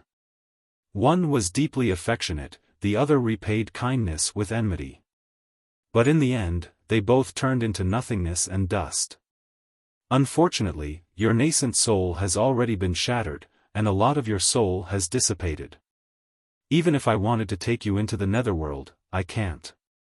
I only hope that after you enter the cycle of reincarnation, your soul will be complete, and you won't be an ungrateful person in the next life. Saying that, Xiaohua raised his hand and was about to remove the restriction, but at that moment, Xianping's nascent soul spirit body suddenly opened its eyes, as if it was the final radiance of the setting sun. When Xianping's gaze fell on Xiaohua's face, a divine light suddenly appeared in his eyes. Although Xianping opened his mouth, he seemed to be powerless and couldn't speak. Xiaohua saw guilt and regret in Xianping's eyes. He smiled and said, Fellow Taoist Xianping, I know what you want to say. Shui Mingzi had already been executed. Everything from before is already in the past. Although you had some ideas in your heart, you didn't put them into action. I won't hold a grudge against you. Furthermore, I'm grateful that you came to the Thousand Demons Sacred Realm to save me. You don't have to think too much about it, just go in peace. The blood oath you made earlier is now invalid. I hope you can be a man of indomitable spirit in your next life. Joy appeared in Xianping's eyes when he heard this. His head that was only left with an outline nodded slightly, as if he was gratified that Xiaohua had forgiven him. However, this only lasted for a moment before the light in his eyes gradually dissipated. However, just as Xianping's spirit was about to dissipate, a look of excitement suddenly appeared on his face. He opened his mouth, but no sound came out. Fellow Taoist Xian, go in peace. Xiaohua nodded slightly and said, Unfortunately, your 3 souls and 6 spirits are already incomplete. This Xiao doesn't dare to help you transcend, swish swish. Just as Xiaohua was speaking, Xianping's remaining spiritual body suddenly combusted without any fire. It was also within this spiritual fire that Xianping used up all his strength to anxiously ask, Changyu is, unfortunately, at this point, even if Xianping wanted to say the 4th word, he couldn't. With a flash of fire, everything turned into nothingness. Changyu? Xiaohua was stunned. His mind turned rapidly as he thought to himself, Isn't Changyu? Suddenly, Xiaohua was shocked. A golden light flashed between his eyebrows, and he was about to use the Buddhist 9 words divine ability. However, just as the golden runes gradually appeared, countless Buddhist chants rang out, and Xiaohua stopped. His eyes looked at the void as if he could see Xianping's dissipating soul. After the time it took to brew a cup of tea, he said, Forget it. Your soul is already incomplete. If I use the soul summoning technique now, I'm afraid it will affect your reincarnation. This Xiao cannot harm you for the sake of my own interests. Even if the information you know is very important to this Xiao. After he finished speaking, Xiaohua's figure flashed, and he escaped from the ground. After rushing out of the ground, he found a mountain peak and sat down cross-legged.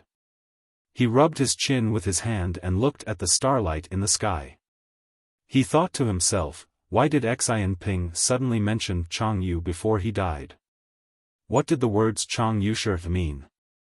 When Xianping died, he didn't meet with Chang Yu. He didn't know that Chang Yu had perished together with the demonic beasts. The information he knew must be from the hidden immortal mainland. If it was good news, Xianping wouldn't have sent a voice transmission. It could only be bad news. Could it be Chang Yu is a traitor? Could it be that Chang Yu had colluded with Shui Mingzi in the soaring Dragon Mountain range? Did Xianping find out? Shui Mingzi was prepared to meet with Chang Yu, but who knew that this Xiao would appear, and Chang Yu wouldn't have the chance to meet with Shui Mingzi? Or maybe Chang Yu has colluded with the Grand Mist Ancestors' force. Did Xianping find out? Or did Chang Yu leak my soaring Dragon Mountain range's disciples' whereabouts to the Thousand Demons' sacred land? Thinking of this, Xiaohua's eyes narrowed. He shook his head slightly and muttered to himself, you may know a person for a long time without understanding his true nature. Back then, this Xiao treated Chang Yu well and gave him cultivation conditions that were not inferior to others. Did he really think that this Xiao would be suppressed by Qingyu's Beast King and unable to escape? Was he so eager to jump out? Didn't he think that even if he jumped out, what could he do? He still has Xiong Yi, Li Xiang, and Prince Lan before him. How could he control the Fortune Gate? Unless he killed 3 nascent Soul Realm senior brothers like the Southern Sea Dragon Palace's 4th Prince Ao Qian, only then could he. Thinking of Chang Yu's betrayal, Xiaohua couldn't help but feel heartache. He tried his best not to think about it, but for the Fortune Gate, he had no choice but to think about it. When Xiaohua thought of this, he was suddenly startled and unconsciously stood up. Buzz! It didn't matter if he stood up, but the space within 100 miles to his left produced the sound of air exploding and the sound of thunder. No, no! Xiaohua's eyes spun rapidly. If Chang Yu is such a scheming person, his best plan is not to come to the Thousand Demons' sacred land. It's best if he hides in the soaring Dragon Mountain range. He only needs to wait for the Fortune Gate's disciples to be killed, then he can claim to be the sect master in the soaring Dragon Mountain range. Even if Xiong Yi and Prince Lan return, they must be seriously injured. Wouldn't it be easier for him to make a move? Of course, we can't rule out the possibility of him colluding with Shui Mingzi on the way to Bai Qingyu. A kind-hearted person would never think of others as his enemy. Therefore, in just a short moment, Xiaohua thought of an excellent excuse for Chang Yu. Of course, all of this was just a guess.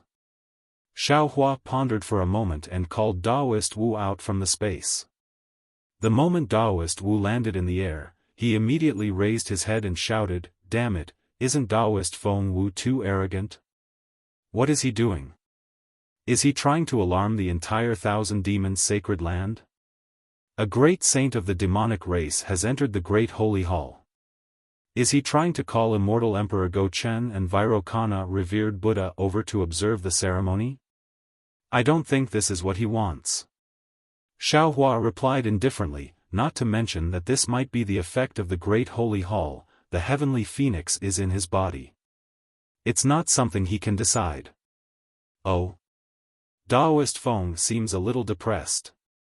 Daoist Wu looked at Xiaohua and said, Daoist Feng has just defeated the Thousand Demons' sacred land's old ancestor. You should be in high spirits. That's nothing.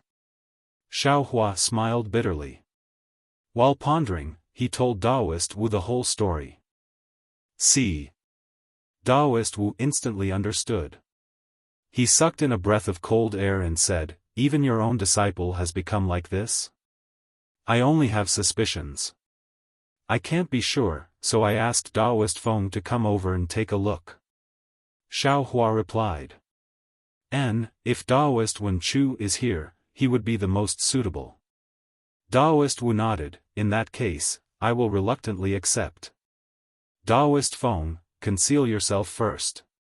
As Xiaohua spoke, he took out the Kunlun mirror and pulled Xiong Yi out of the Shenhua continent with his mind. Xiong Yi was still sitting cross-legged as if he was regulating his breathing. Xiaohua didn't disturb him and just stood at the side and watched quietly. In just a moment, Xiong Yi felt that something was wrong. The quintessential essence in his body flowed rapidly. He was on guard and immediately opened his eyes. Master. Xiong Yi only understood when he saw Xiaohua standing beside him. He raised his head and looked around in surprise. He said anxiously, "Is this the Star Moon Palace?" "No." Xiaohua's tone was a little indifferent as he replied, "This is still the Thousand Demons' sacred land. It's only about 1,000 miles away from Baiqingyu." Xiong Yi heaved a sigh of relief and said with a smile, "Did I say that? It's just a moment. How could I have arrived? Unless the time in the Kunlun immortal realm is different from the three continents." As he spoke, Xiong Yi looked at the stars and moon in the sky in surprise and asked curiously, "Master, what's going on? Why is the Thousand Demons' sacred land's starry sky different from the hidden immortal continent? Is it day or night?" "It's night." Xiaohua's tone was still indifferent. "It's just that the 7 stars great saint of the Thousand Demons' sacred land has entered the Great Sage Hall and attracted the congratulations of 10,000 stars." Hiss. Xiong Yi was shocked. 7 stars great saint? Could it be that he's even more powerful than that golden-winged great rock? "If I'm not wrong, he should be." Xiaohua replied. "Master, then, should we hurry to the Star Moon Palace?" Xiong Yi was shocked when he heard that a 7 stars great saint who was even more powerful than the number 1 great saint of the demon race, the golden-winged great rock, had appeared. He hurriedly suggested tactfully. Xiaohua glanced at Xiong Yi and replied, "There's no need for that. This 7 stars great saint and I are close friends. He definitely won't make things difficult for me." Really? Xiong Yi was overjoyed and said with a smile, "Master has really surprised me. After not seeing each other for 200 years, it's really, 200 years can change a person's state of mind, 200 years can also change a person's strength, but 200 years can't change a person's nature." Xiaohua looked at the starry sky and sighed word by word. You're tuning into the Xiaofan's Wuxia Tales YouTube channel. Don't forget to subscribe and join us on this journey to catch the most captivating stories.